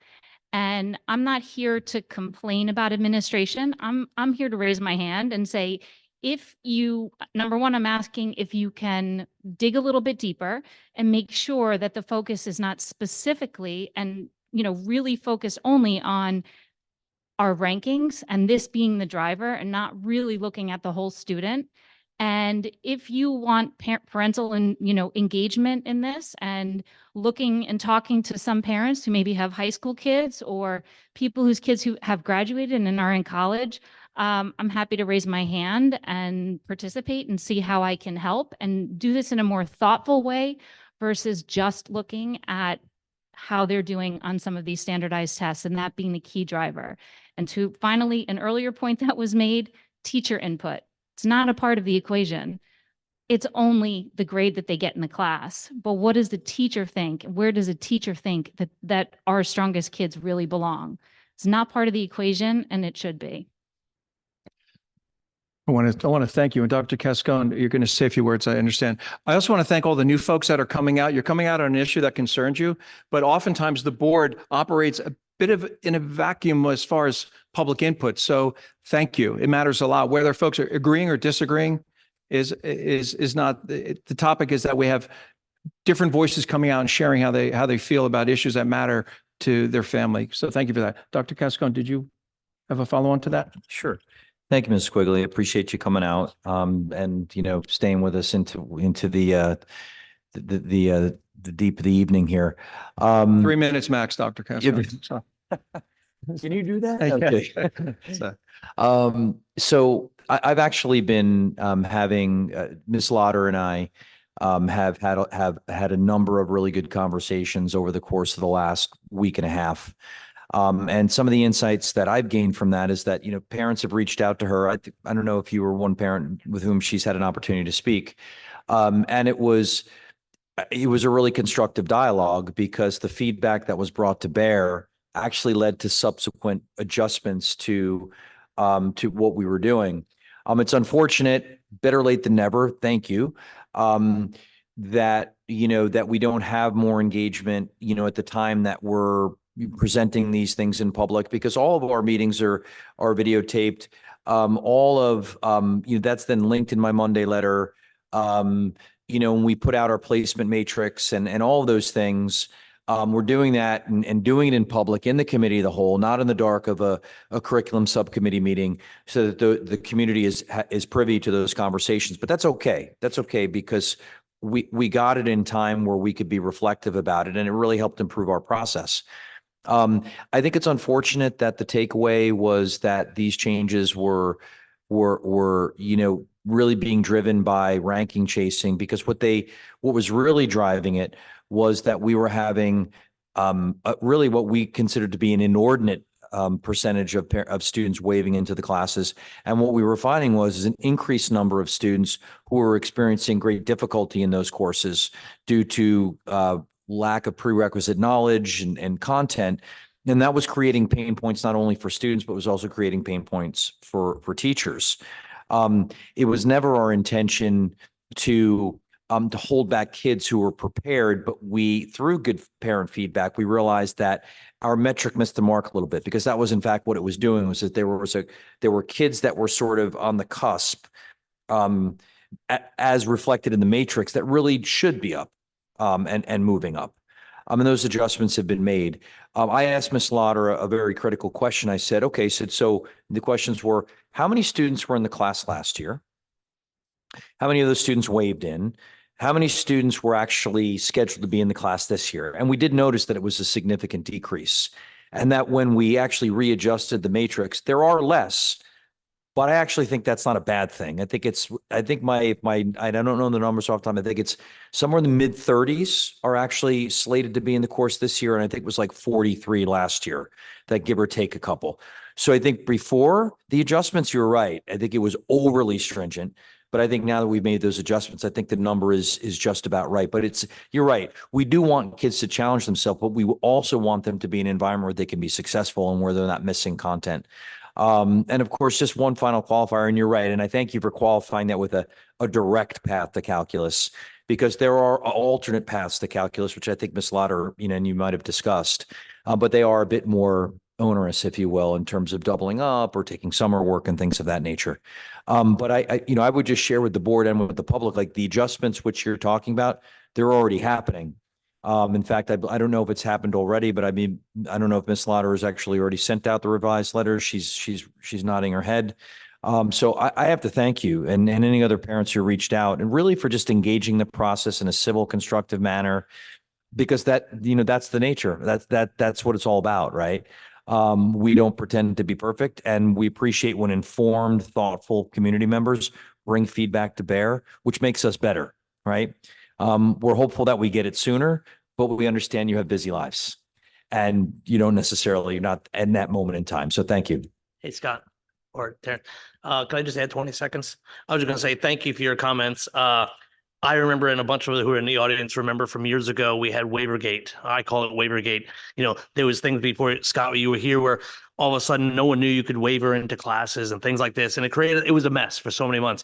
I'm glad this is getting attention now, because I'm telling you, in September, we would have parents in the audience going, what the heck is going on here? How come? And then they would realize my 8th grader who would be taking 9th grade math, he's not going to be prepared or have the content ready to take SAT in junior year. And that's going to sort of put him on a different track. So I'm glad you guys pivoted, listened, and essentially made some adjustments. So thank you.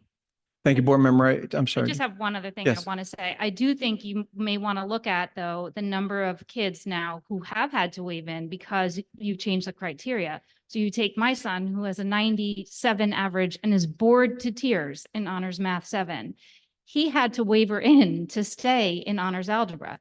He meets or exceeds expectations, did well on all of his standardized tests, but he's still considered now a waiver kid. And he has to do Khan Academy this summer. He's 12. And he said to me, why am I being punished? I don't understand, Mom. I have a 97, I have a 98. So I just want to give you that perspective too, that yes, you made adjustments, but now a kid who would have naturally been there is kind of feeling like he's punished. And, it shouldn't really be viewed or tagged as one of your waiver, you know what I mean? Like a kid who's waived in. So I think you may want to just look at those waivers with a grain of salt when you look at the numbers for next year. I think it's worth putting that out. Yeah, I would tend to agree with you on a level. And Ms. Lauder and I had this conversation where, different from other subjects, mathematics is heavily test-based, right? I think it's 70% are major assessments, which are essentially tests. And so I think, looking at our matrix and refining it, is definitely something we're committed to. So thank you. Thank you very much. And speaking of 12, I want to thank my son Teddy for sitting there in the front row. The two other students that are still here, because they're pushing past 10 o'clock. We're going to be adjourning in a few moments, but I want to make sure, are there any other folks from the public that want to take the mic? If not, But I just, well, Terrence, I just wanted to say my daughter is in honors seventh, did not get into Algebra 1, and I am not waving in. I am trusting the educational process that it's going to be fine. Like, she's going to survive. I have other kids that were in the more advanced path, and this one didn't make it, and I'm okay. Like, it's not it's going to be okay. So thanks for that anyway. insight as well. Mr. Weisfeld, you're good with 3? Man, I'm going to try to do it in 1, which, who knows if that's possible or not. Thank you, guys. I showed my kids the Zoom meeting of this. They went right to sleep, so I was able to come back. So nonetheless, over here, really quick on a positive note, 2 things. And apparently one was mentioned. First, back over at Monmouth University, engineering department, they're going to be free reign. We've got a video game development class. I'm only mentioning it because they're giving me free reign for Homedale. I'm giving you guys an extra discount thing. I'm going to send it to you in an email because you all want to go to sleep. But it's a good thing, getting the kids in video game development and everything else. Real fast, back when I was here teaching, shout out to George Mazzio. I didn't realize he was retiring. I taught with him. He was awesome. Brought a lot of good technology into the high school. See, talking extra fast just to make sure we get through it. FRC, robotics, the season starts in September. That gets them in college. FTC, you guys have it. You're killing it. It's good. But FRC robotics, that's like, you're getting walked right into it. Heck, if it's a thing, my company will sponsor it. Yeah, I'm saying it on record. If we can't get the funding, then come September, you call me, give me a shout, and we'll get it funded. Let's get this team back. Why? Because my daughter's 6 and she's already proven to be smarter than me. So I need to make sure she has the opportunity when she gets to the high school. That's it. Kept it fast. And thanks again for the consideration for the karate curriculum, all that other fun stuff. But again, we'll save that for an email. Thank you very much. Appreciate that. Everyone's been heard from the public, I believe. Yes. So I'd like to open up to the board if you have any other final comments, and then we're going to entertain a motion to adjourn. Hearing no comments, may we have a motion to adjourn? Move. Second, please. All in favor, signify by saying aye. Aye. All opposed? Motion carried. Thank you very much, everyone. Have a great evening. Thank you for staying so late. See you soon.